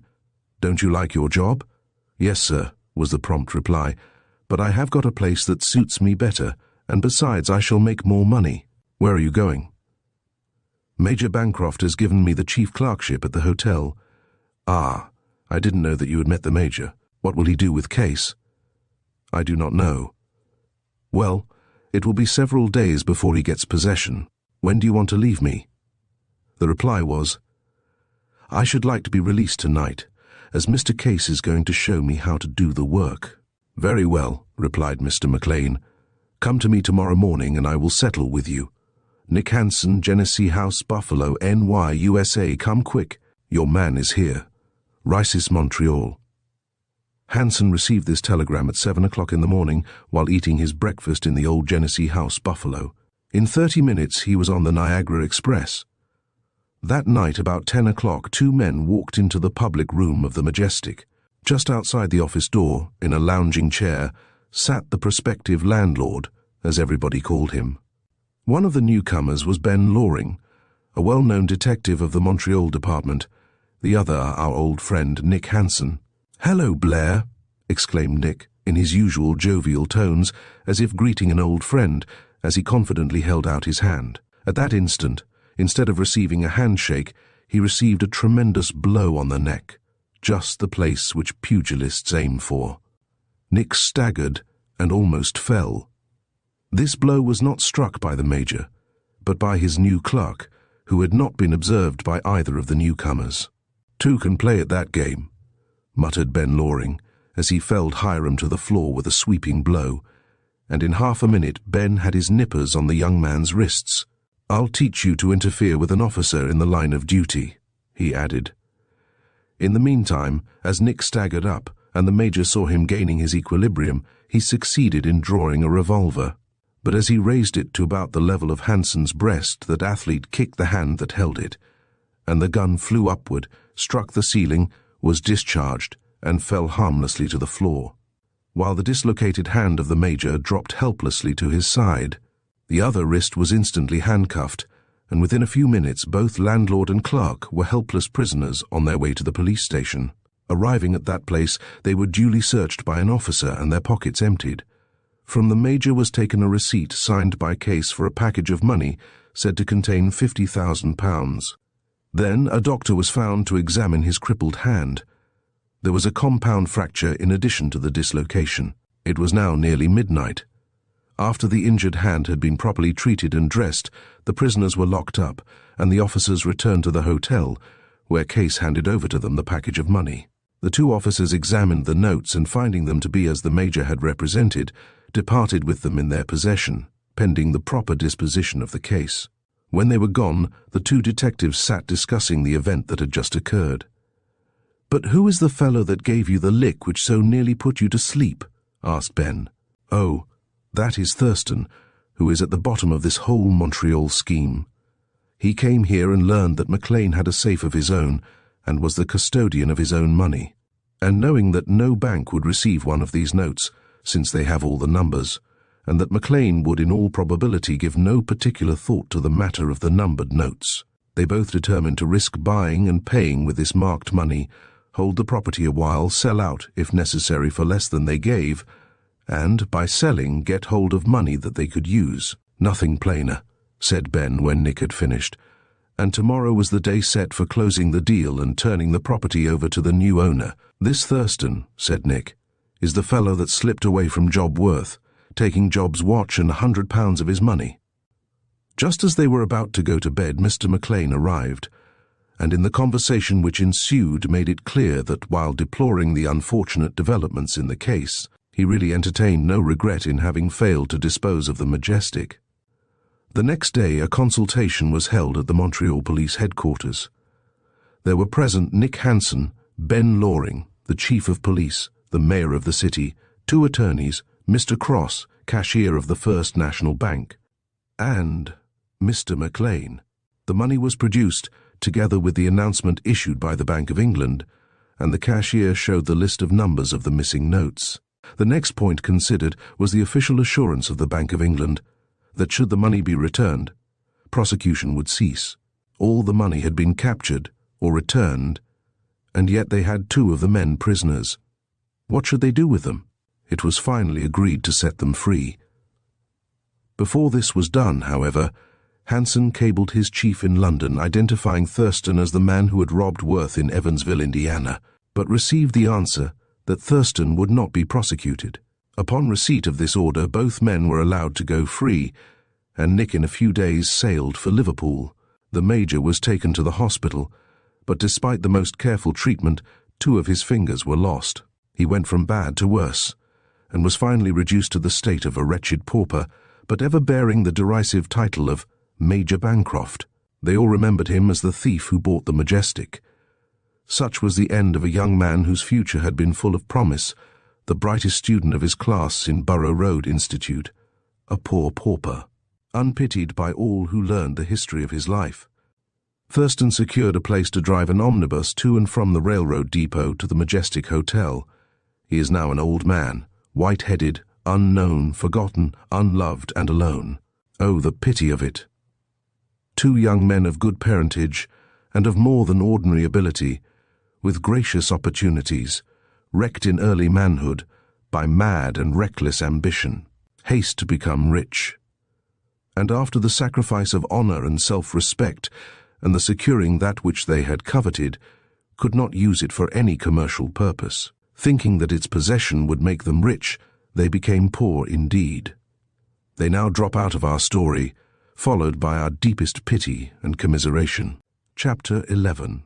An hypothetical case there seemed to come to Carl some improvement in his physical condition, but there still came over him hours of great depression and despondency, when even Tom could do little to cheer him. Dr. Marmion, in his correspondence with Bishop Albertson, had hitherto made no revelation of Carl's case, but the conviction came upon him that he himself was guilty of what he condemned in others, and especially in Carl, in allowing the bishop to retain in his service a man who, in the eyes of the law, was a criminal, the perpetrator of a great crime. He concluded to write the bishop an hypothetical letter, describing this case, asking his judgment, and in this way find out what course the bishop would pursue if such a case should come into his life.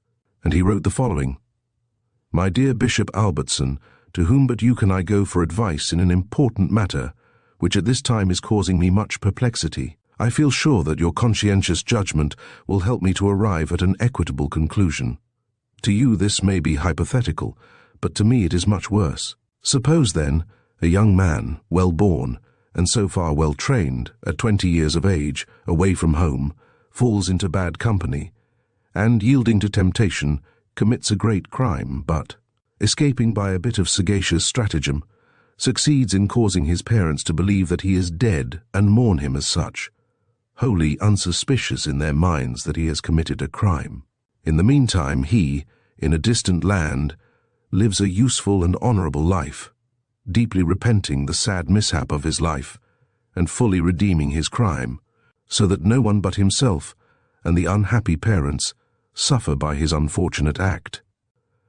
Furthermore, he occupies a most honorable and useful position, his employer, of course, knowing nothing of his previous misdeeds.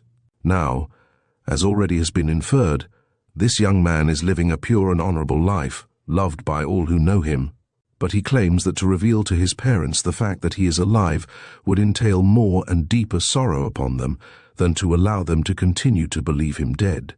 He declares that they would suffer less in believing him dead than to know him to be a living criminal.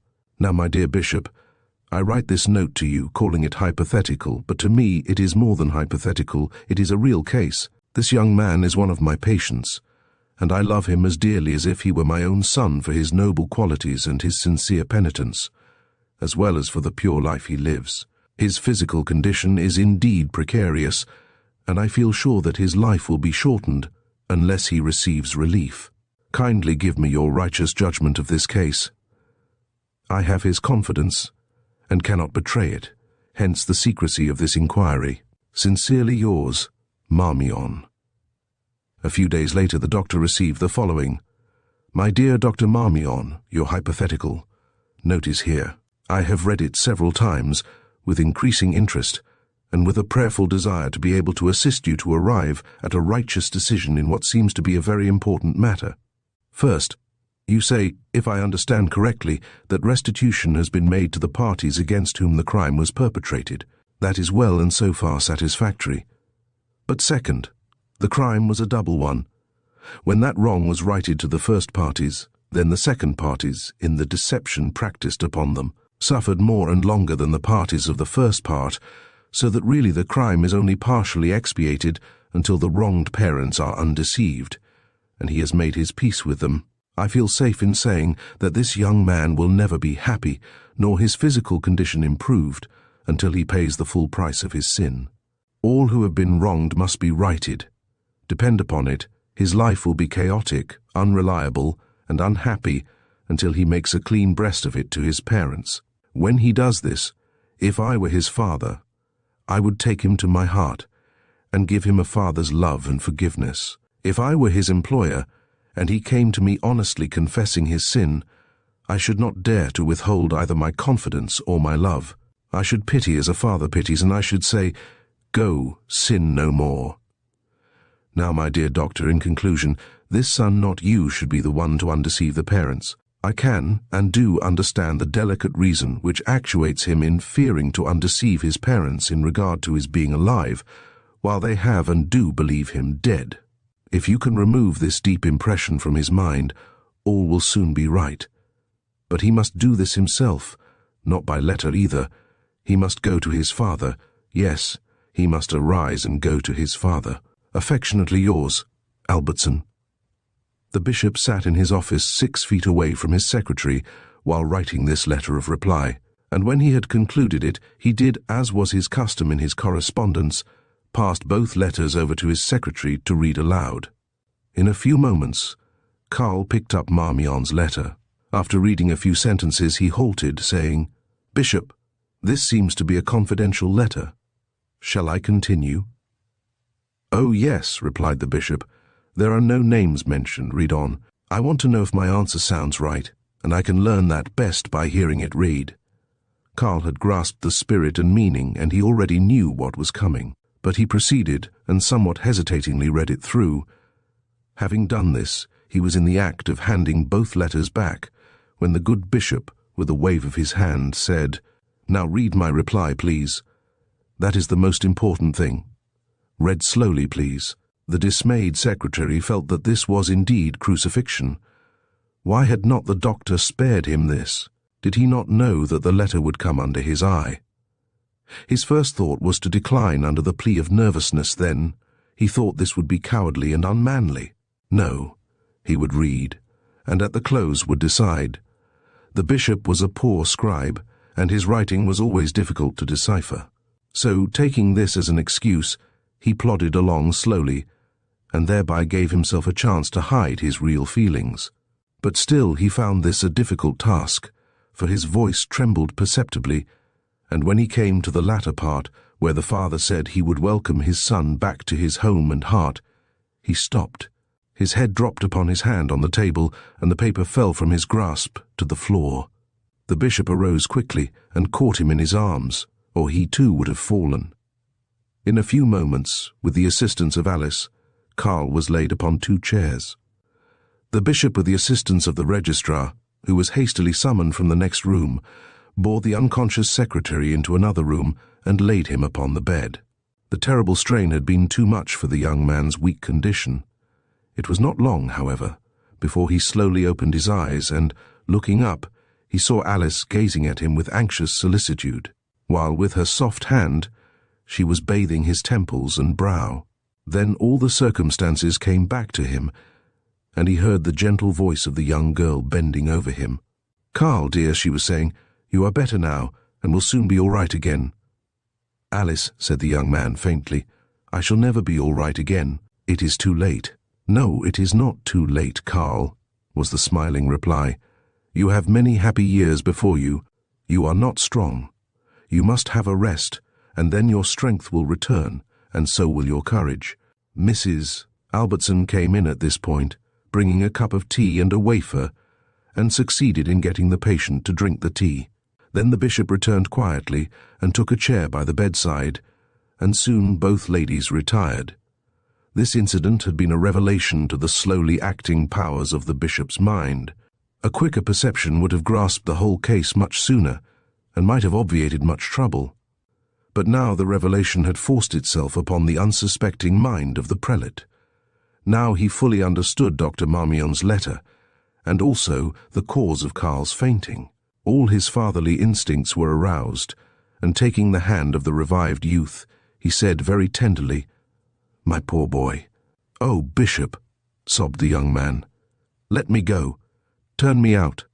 I have been a living lie to you and yours." In his rapidly returning strength, he arose as he thus spoke. "Forgive me," he continued disconsolately, "and let me get away out of your sight. I will disgrace you no longer." He had secured his hat and moved toward the door, but the bishop gently detained him, saying, "Wait, Carl. Do nothing in haste. If you are sufficiently strong, let us walk out into the park. The fresh air will help you." It was a beautiful autumn day. All around them the scene was bright and peaceful. The trees were beginning to cast off their leaves. In the exercise grounds, the laughter of the students in their games was heard, emphasizing the happiness of life and the joy of living. They sat down on one of the rustic seats.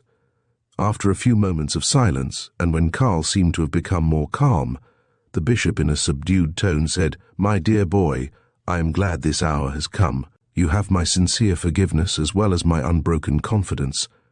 Let that suffice between you and me. I forgive you, as I hope to be forgiven, and I love you more than ever. But, Carl, there is yet another duty which you must perform. It has been left too long undone already. It should have had the first place, but it is not too late." I know," interrupted the youth desperately, "but it is impossible. How can I tell my father and mother that their son lives, and that he is a criminal and a liar? Can I inflict this upon them? They have by this time passed through the bitterest pang in believing me to be dead. Why now bring a deeper sorrow to their hearts? Listen, my son, let me talk a moment without interruption. You are not now responsible for consequences. You owe this debt, and it must be paid.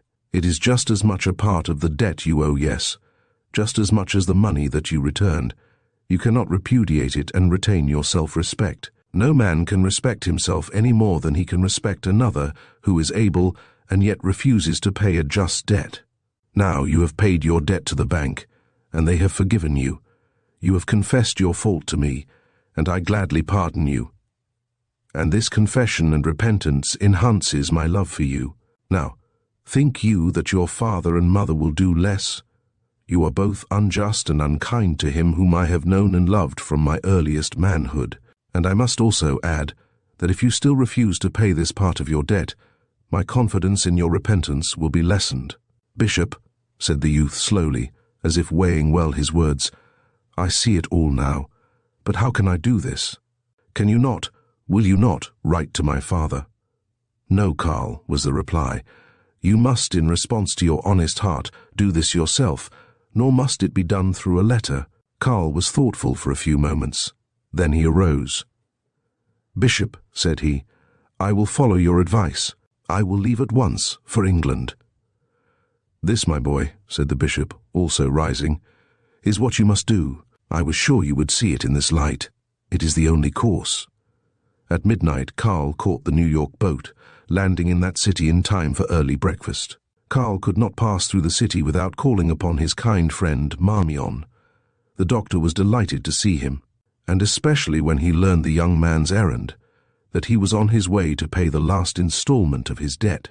He prevailed upon Carl to stay with him until the following Saturday, and then accompanied him to the steamer Europa, on which Carl sailed for Liverpool. Chapter 12. The Prodigal's Return.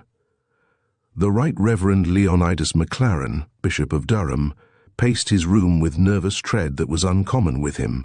He was thinking, and every few moments he turned to look at his wife, who had been engaged with a piece of embroidery upon her lap.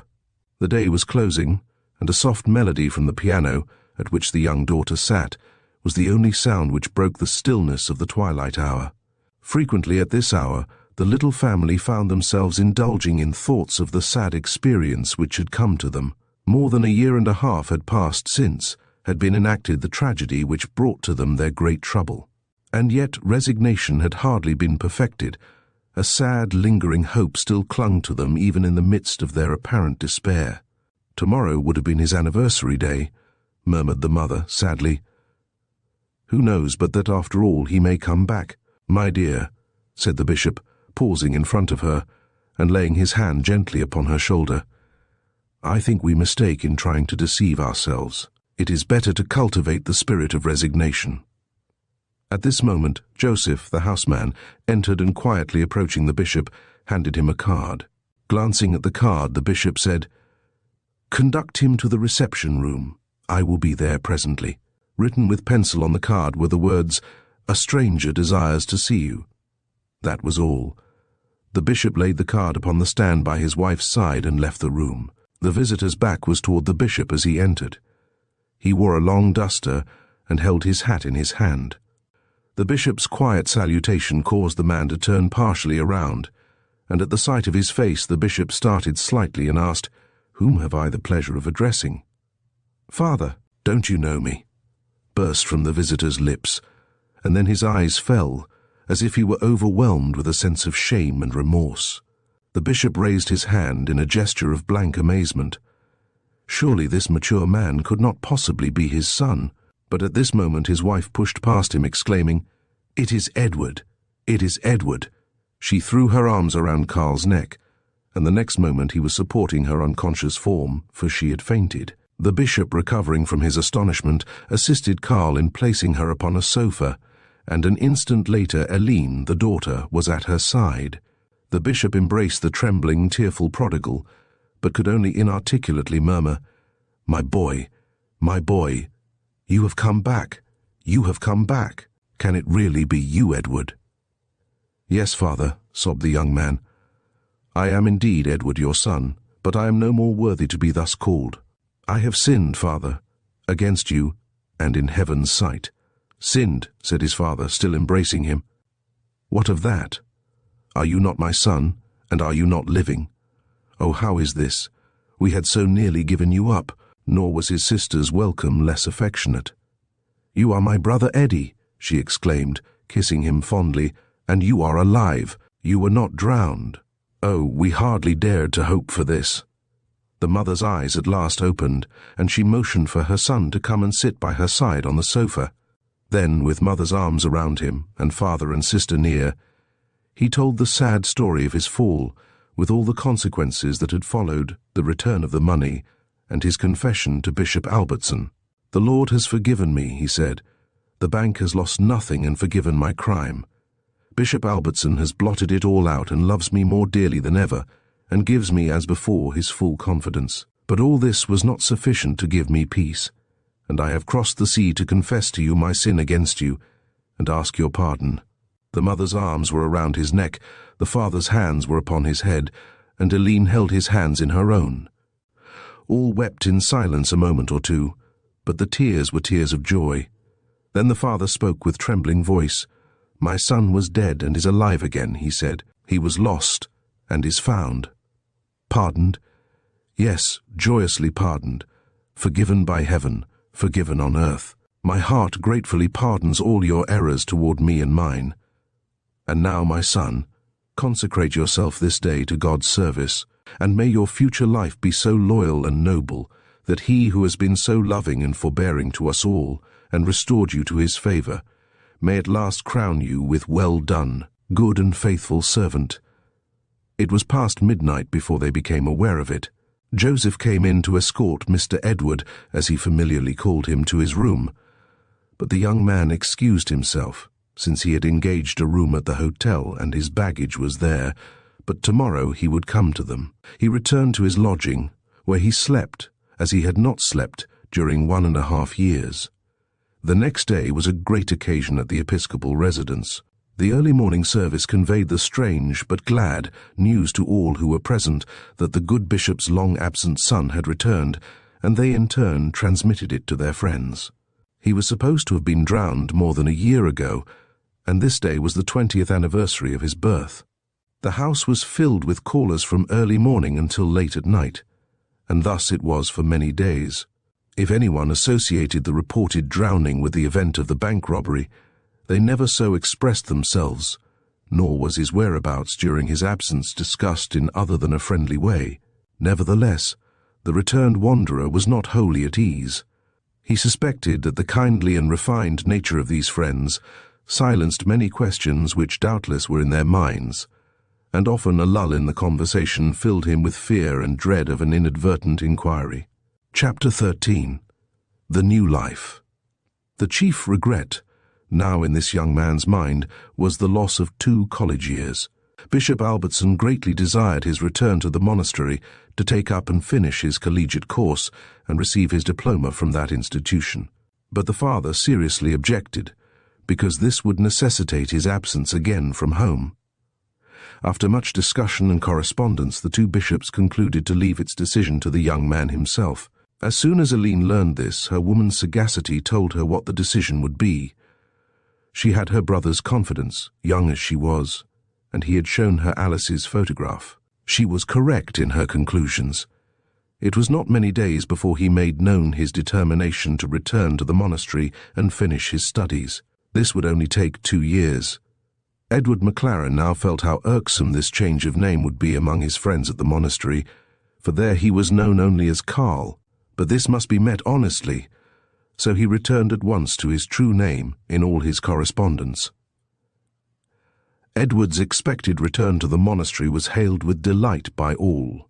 2 great loves welcomed him. First, Alice, of course, knowing how much she had done in his decision to return to America, and that but for his love for her, he probably would not have returned, gave to him her implicit confidence and all the wealth of affection contained in her womanly heart. Then Tom, who had been bereaved sorely for 4 months, was in rapture.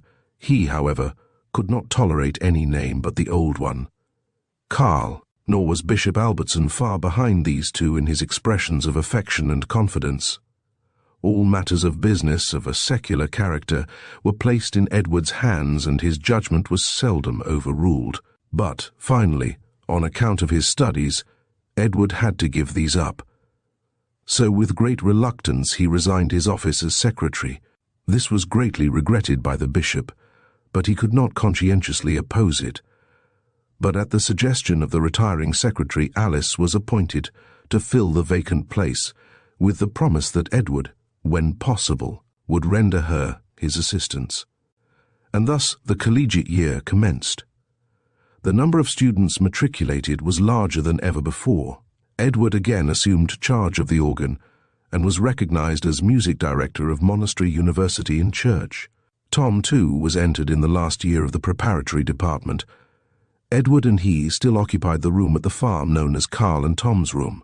This was a great help to the boy, as they had set apart 3 hours each evening for their respective studies, and the elder student rendered Tom much assistance.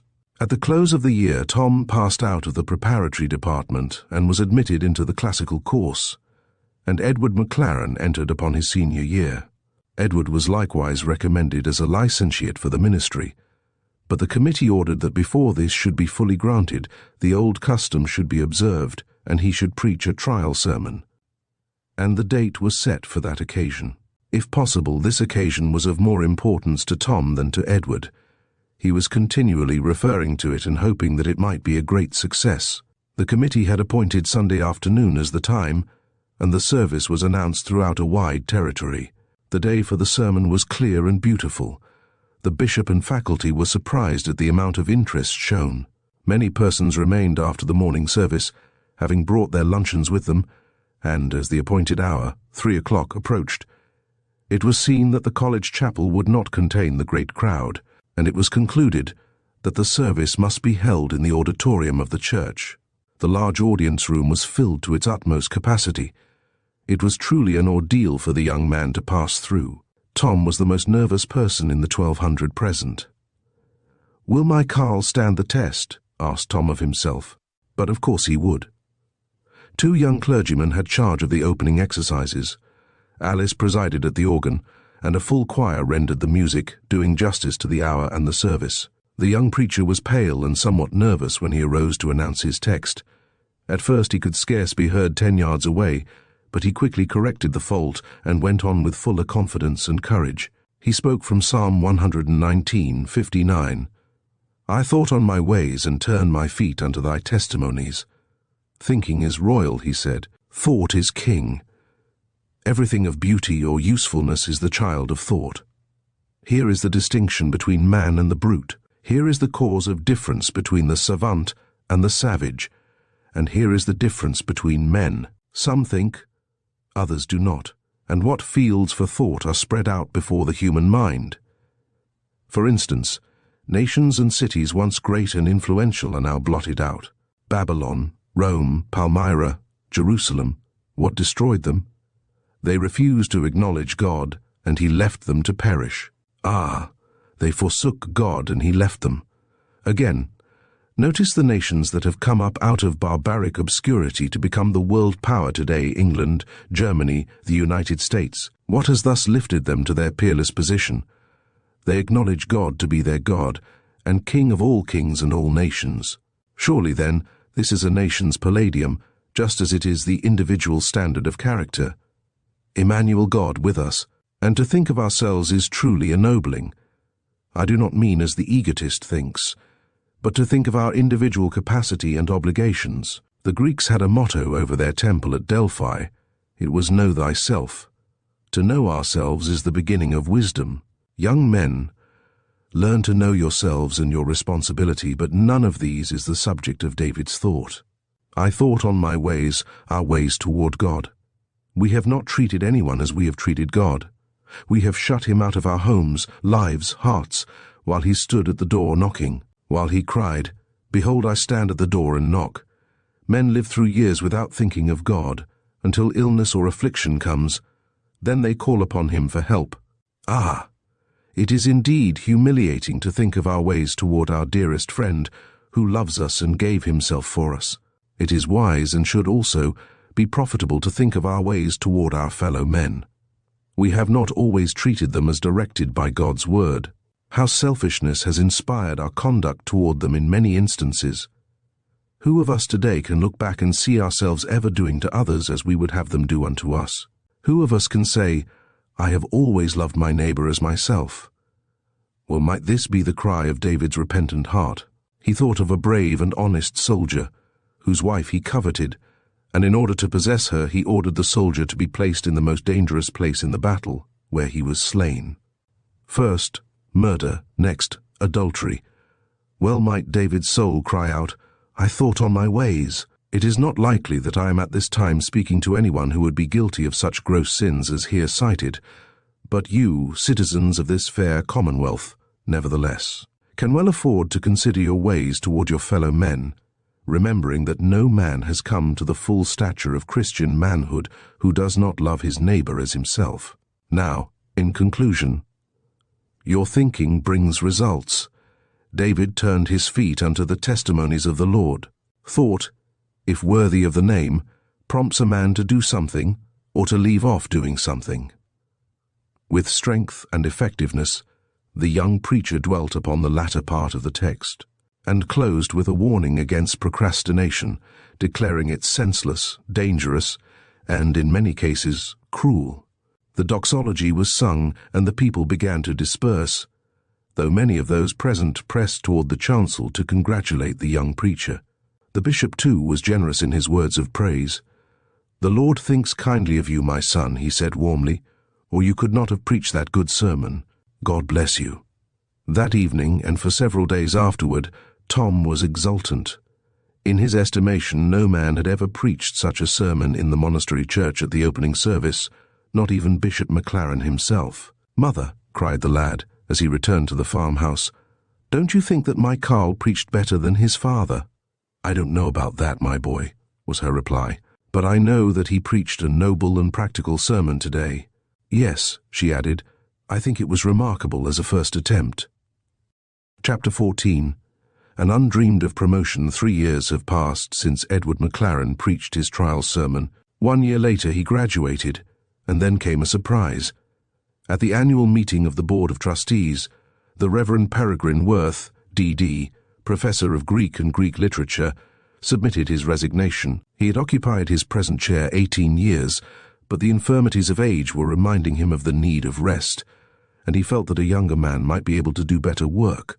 This was an unexpected action to the board, and it was thought at first that the retirement of Dr. Worth should be postponed, pending their effort to secure a suitable successor to fill the vacant place. But Dr. Worth remarked that he could not see any need for delay, as he was fully prepared to make a nomination in the matter of a successor. This, at first, startled them, and he was requested to state to whom he referred. But the venerable doctor preferred to do one thing at a time. "You must first declare the chair vacant," he said. "When you accept my resignation, I shall, if you desire, nominate a suitable man to succeed me, one who will, I feel certain, receive the unanimous vote of this board." After some discussion, it was moved and seconded that Dr. Worth's resignation be accepted with regret. The motion carried, and the chair was declared vacant. Then it was that Mr. J.M. Quintin rose and moved that they at once proceed to elect a man to fill the vacant chair. After some debate, this motion prevailed. Dr. Worth then arose and said, "It now becomes my privilege as well as pleasure to put in nomination the name of a man whom I deem fully competent to fill the vacant chair, one who has just graduated with honor and esteem. He is a conscientious student, a thorough scholar, and an able preacher. It gives me pleasure to present the name of Edward McLaren for the chair of Greek in this institution. The fact that he had but just graduated had shut him out of their minds as a probable candidate. While there was nothing objectionable in the man named save his youth and inexperience, still the nomination was productive of no little surprise. The bishop, although secretly endorsing the nomination, feared for its success because of its being sprung upon them so suddenly, so he suggested its postponement until next day. But Mr. Quintin arose and expressed his belief that they were as well prepared to decide the matter then as they would be tomorrow. As for himself, he was glad he had the privilege of seconding the nomination of this young man, whom he had known for some time and most favorably. His remarks created a good impression, and after due deliberation, the vote was taken, and Edward McLaren was declared unanimously elected to occupy the chair of Greek and Greek Literature in Monastery University. That evening the president's banquet was a season of universal rejoicing. The president, the retiring professor, Dr. Worth, and the new professor welcomed the many guests. The courtship of Edward McLaren and Alice Albertson was not of the usual character. In this instance love did run smoothly. It was such a union of souls as needed no rapturous expressions. It was made up of esteem, appreciation, and confidence, resulting in simple, sincere affection that was unselfish and unflinching. A formal betrothal had seemed scarcely necessary. From their first meeting, their love had been mutual. Every glance of the eye, every word of the lip, was a pledge of loyalty and affection. There was no fearful ordeal of gaining her father's consent. They simply loved each other unfalteringly, strongly, devotedly, and the bishop and his wife were wise enough to see and heed, and their marriage was of a similar unique character. No great announcements were sent out. Bishop Albertson simply invited his many friends to witness the ceremony, and the university chapel, in which the ceremony was performed, was filled to its utmost capacity. No presents were accepted. Bishop McLaren and Eileen crossed the ocean for the occasion, and a warm welcome was given them by the great circle of friends. Tom was Edward's best man, and Eileen was Alice's bridesmaid. The great choir sang the grand old marriage jubilate, and the two bishops made them one. Edward and Alice accompanied the bishop and Eileen to Durham, making this their bridal trip, returning by way of London, being absent 2 months. Upon their return, there was no choice left them but to live with Alice's parents at the bishop's residence, which was a joy to the parental hearts, as well as a great pleasure to the newly married couple. Chapter 15. 10 years later, the monastery church has assumed the size and somewhat the character of a cathedral, and the good bishop has begun to feel the irksomeness of his accumulating labours. True, he is able to attend to his episcopal duties, but even they have in many instances been laid upon his gifted son-in-law.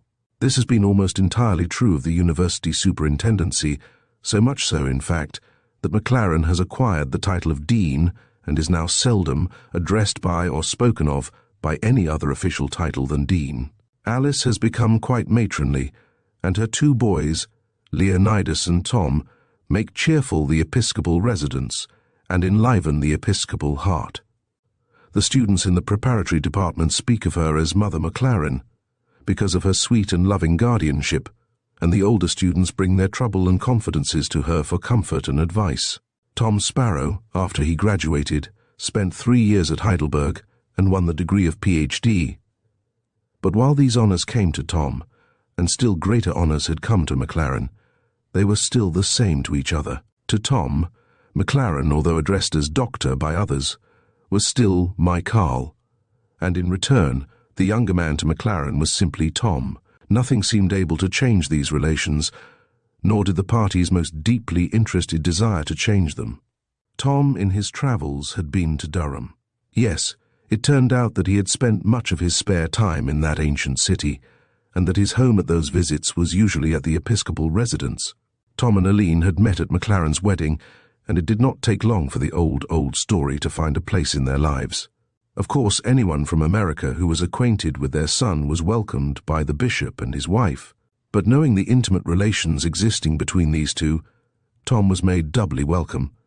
Besides this, Tom had developed into a splendid man in both body and mind. He was 6 feet high and well-proportioned. He had inherited a healthy constitution, lived a clean and natural life, and was in the best sense a handsome man, one whom in passing you would incline to glance at a second time. He soon became quite popular at Heidelberg with both lecturers and students, so when he visited Barnard's Castle, the family of Grandpa Sparrow received Billy's son with open arms and hearts. The unsophisticated old people just sat and looked at him and listened to his words about his father and mother, and the great farm which he was operating so successfully.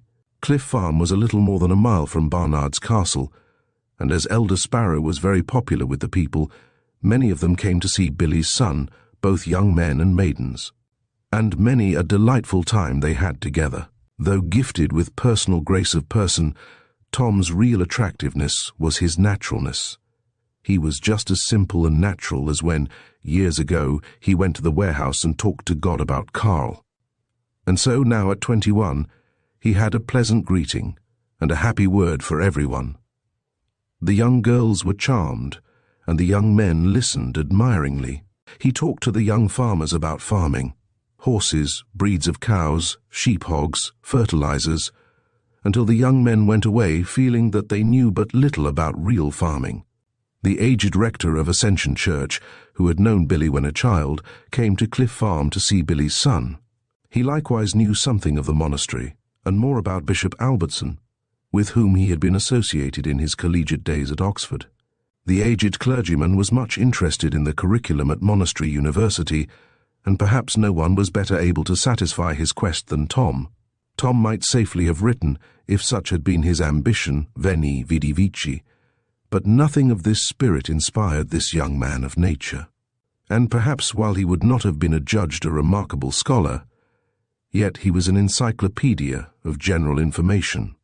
And out of the fullness of a healthy heart and memory, his mouth spoke to the edification and enjoyment of all who heard him. We have said that Tom was not a remarkable scholar, yet he was a scholar. He was cyclopedic. He had a general knowledge, and never forgot anything. He was an unconscious student all the time.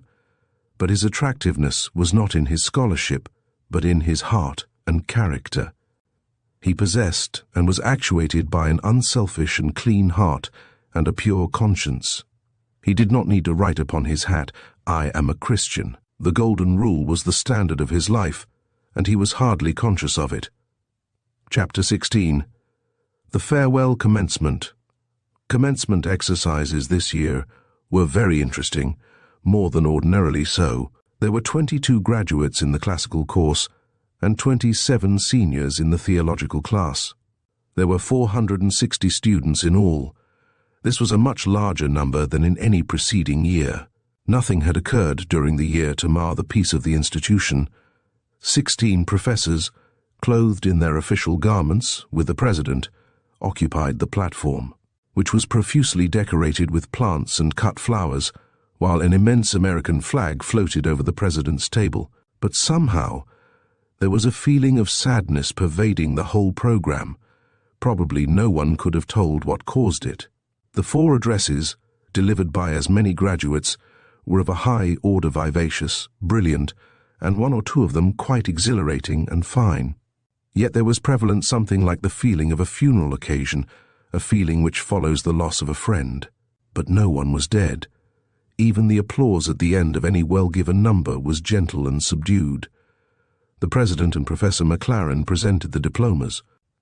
After the graduating classes were again seated, the president arose to deliver his annual address.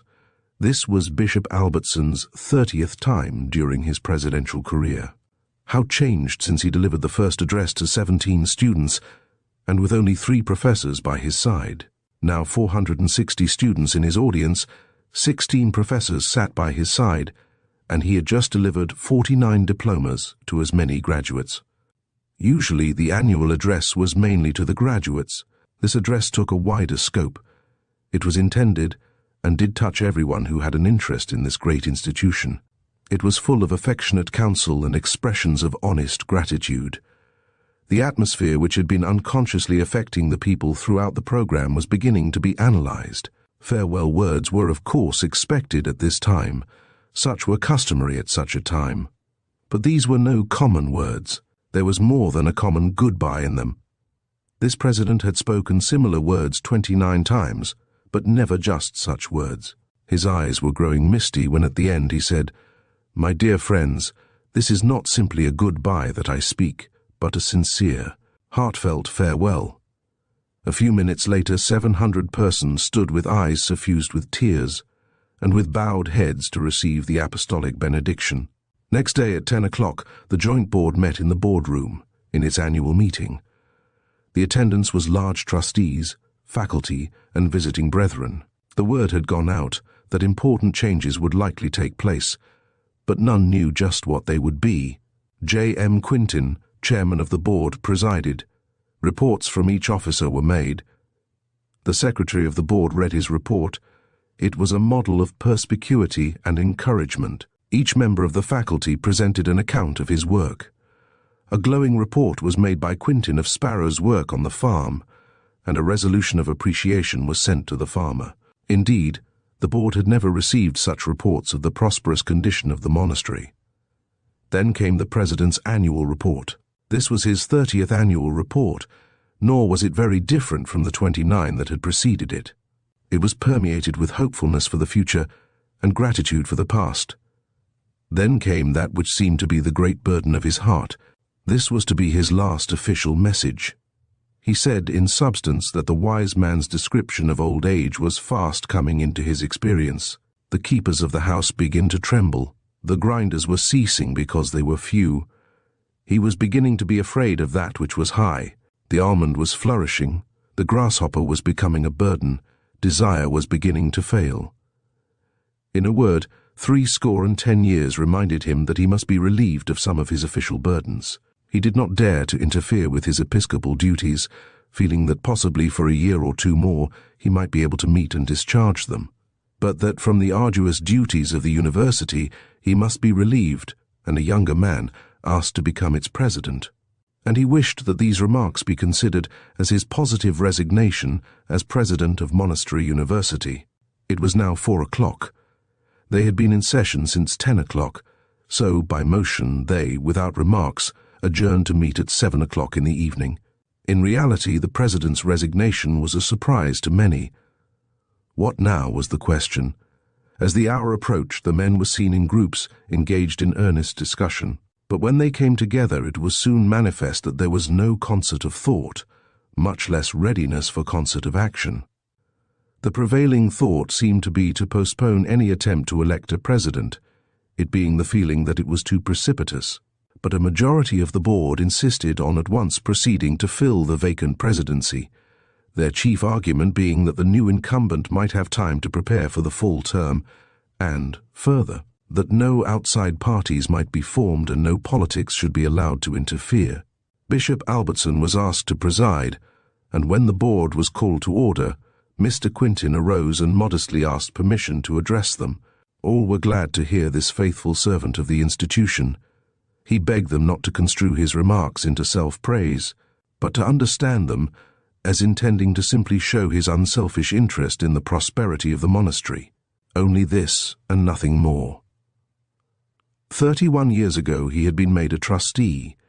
He was then 19 years of age, and at their first meeting he was elected treasurer of said board. From that date, every dollar received or paid out in the interest of this institution had passed through his hands. He had planned every building and paid for its erection, laid off the monastery park, superintended the farm, stocked it with all its livestock, purchased and paid for all the agricultural implements. He had planned, built and paid for the erection of the new church building. He had charge of Mr. Thorndyke's endowment fund, to which had been added $50,000, making now $150,000, which was safely invested at 6% interest per annum. All this had been simply a labor of love, he never having received a dollar for his services. This was not boasting, but simply to show them his love for the interests of Monastery University and Church, and this love alone inspired him to nominate a man for the vacant presidency. And to still further gain their confidence in his unselfish judgment and love, he continued, 17 years ago, when Mr. Rixey died, I engaged a young man 26 years of age to work our farm. Surely I made no mistake. There is no better man than William Sparrow, and no better farm in the county. 10 years ago, I made bold to nominate a man for the place made vacant by the resignation of Dr. Worth. Did I make any mistake in that nomination? Did you make any mistake in confirming that nomination?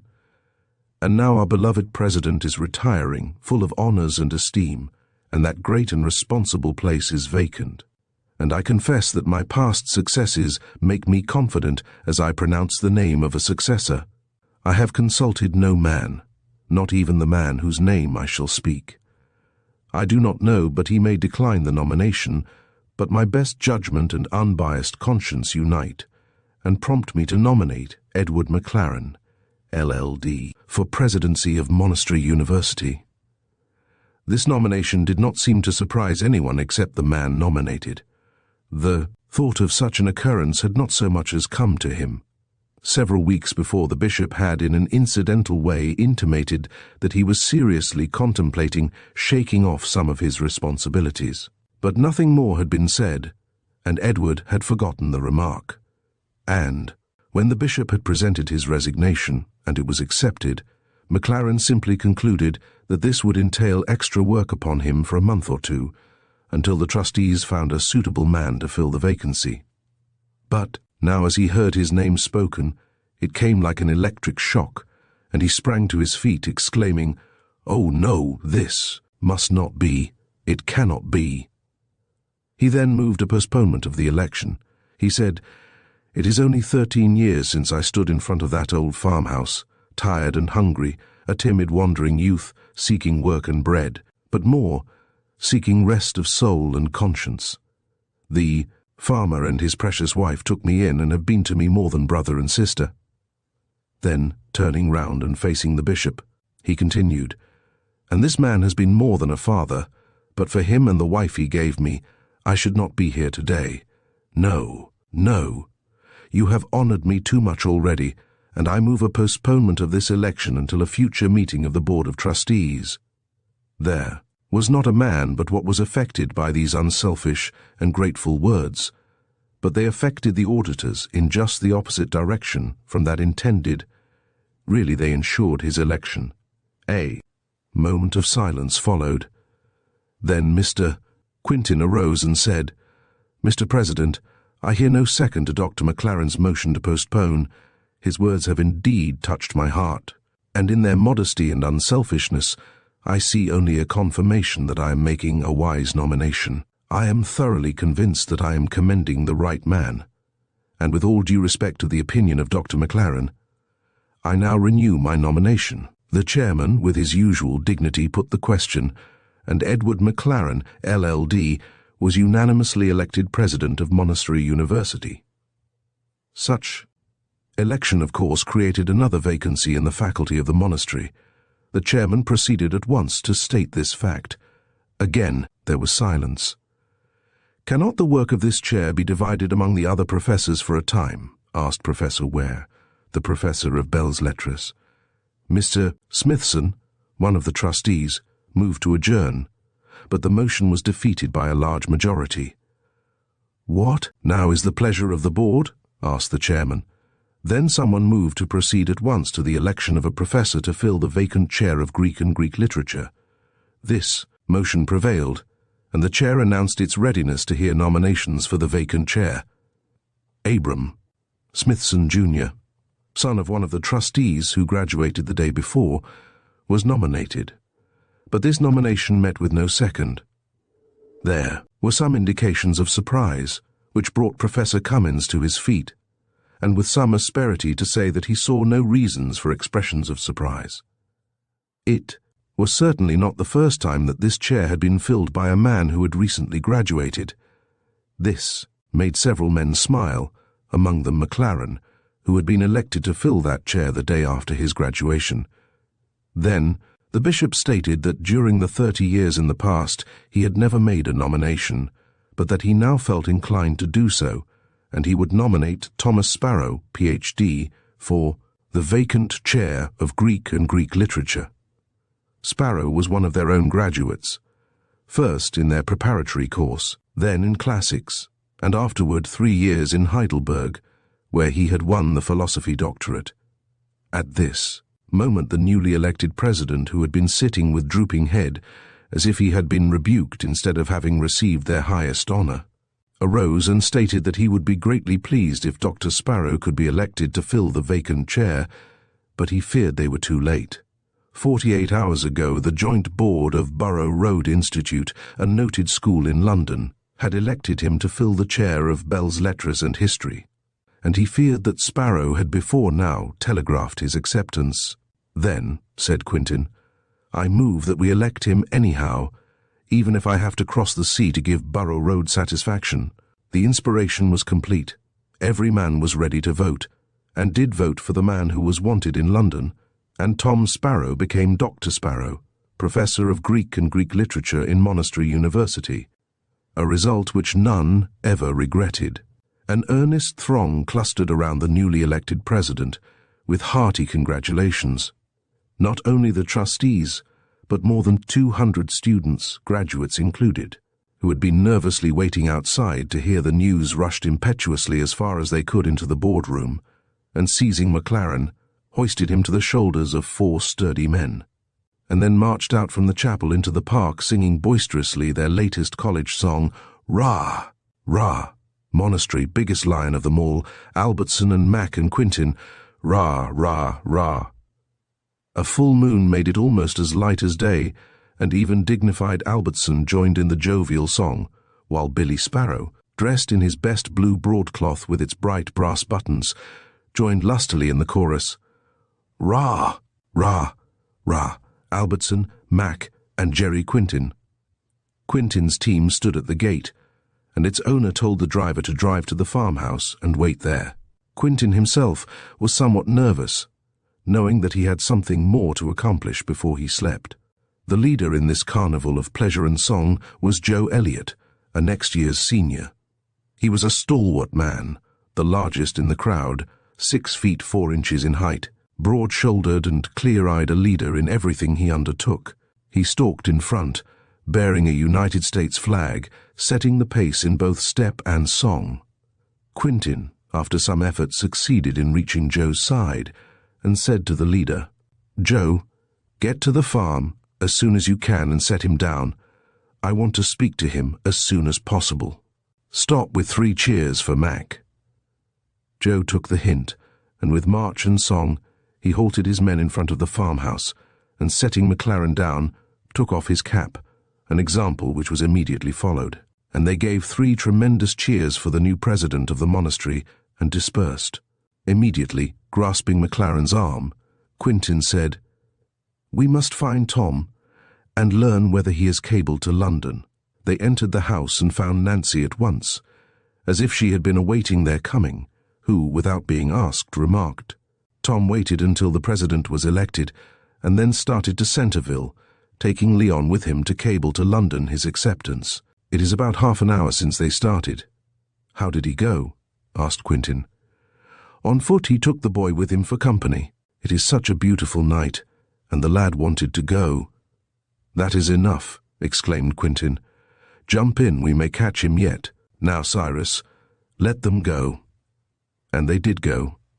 In 10 minutes they were in front of the telegraph office at the wharf at Centreville Landing. Just as they began to ascend the stairs, a man and a boy came out of the office, Tom and Leonidas. "Tom, what have you done?" exclaimed McLaren. "I have just sent my acceptance to London." And thinking that perhaps he had done wrong in bringing the boy, added, "And it was such a beautiful night, I brought Leon for company." "But Tom, why were you so hasty in the matter? Why did you not consult your friends?" In the meantime, Quintin pushed past them into the office, where Reed, the operator, sat. "Reed," asked Quintin, "have you sent Dr. Sparrow's message?" "No, sir," was the prompt reply, "but 2 minutes more and it would have been on the wires. Here it is," holding up the yellow paper. "Hold on, then. It must not go in its present shape." Reed at once laid the message down on his desk and turned to other work, feeling assured that it was all right if Quintin and McLaren were interrupting its transit. In the meanwhile, McLaren had pushed Tom into a small private room adjoining, and the younger man heard for the first time that he had been elected to the chair of Greek at the monastery. Then heavy steps were heard, and Billy Sparrow rushed into the room exclaiming, "Tom, what have you done?"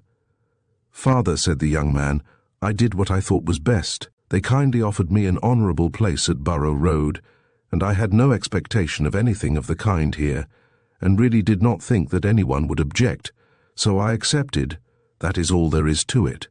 I am truly sorry if you don't like what I have done. Had I known it, I might not have been so quick in replying, but it is now too late, and we must make the best of it. But you must remember my future wife is in England." "No, no," interrupted Quintin, "it is not too late," and he held up the unsent message. "It has not been sent. Here it is, and your acceptance would be the most unnatural and ungrateful thing you could do. Here is your father and mother. Here is one who has been to you more than a brother. And here is the foster mother that has fitted you for your great career, and now offers you one of her most important professorships. We are all aware that the girl who is to be your future wife is in England, but think you that Eileen would urge you because of that to make the sacrifice that your acceptance of the Borough Road professorship demands? No, she would say, we are young, we can wait. Stay with your father and mother a while, it will be best. Tom was visibly affected, and after a moment's silence he turned to McLaren.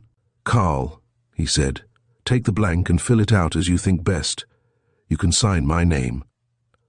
And taking Leon by the hand, Together they went out, descended the stairs and started homeward. Without a word, McLaren took the blank and wrote, "Honor appreciated, but cannot accept. T. Sparrow, Professor of Greek, Monastery University." Thus ended a most eventful day at the monastery. Quentin was not to be seen. His work for the day was ended when Tom told McLaren to fill out the cablegram. He had slipped away, and by this time was in his bed, but not before he had told Cyrus to take the party back to the farm. Thank you for listening to The Mystery of Monastery Farm by H.R. Naylor. We hope you enjoyed this captivating tale of mystery and crime. As always, don't forget to subscribe to Storytime Haven for more classic stories and thrilling mysteries. If you liked this story, be sure to leave a comment and share it with fellow mystery enthusiasts. We look forward to bringing you more tales from the world of suspense and detective fiction.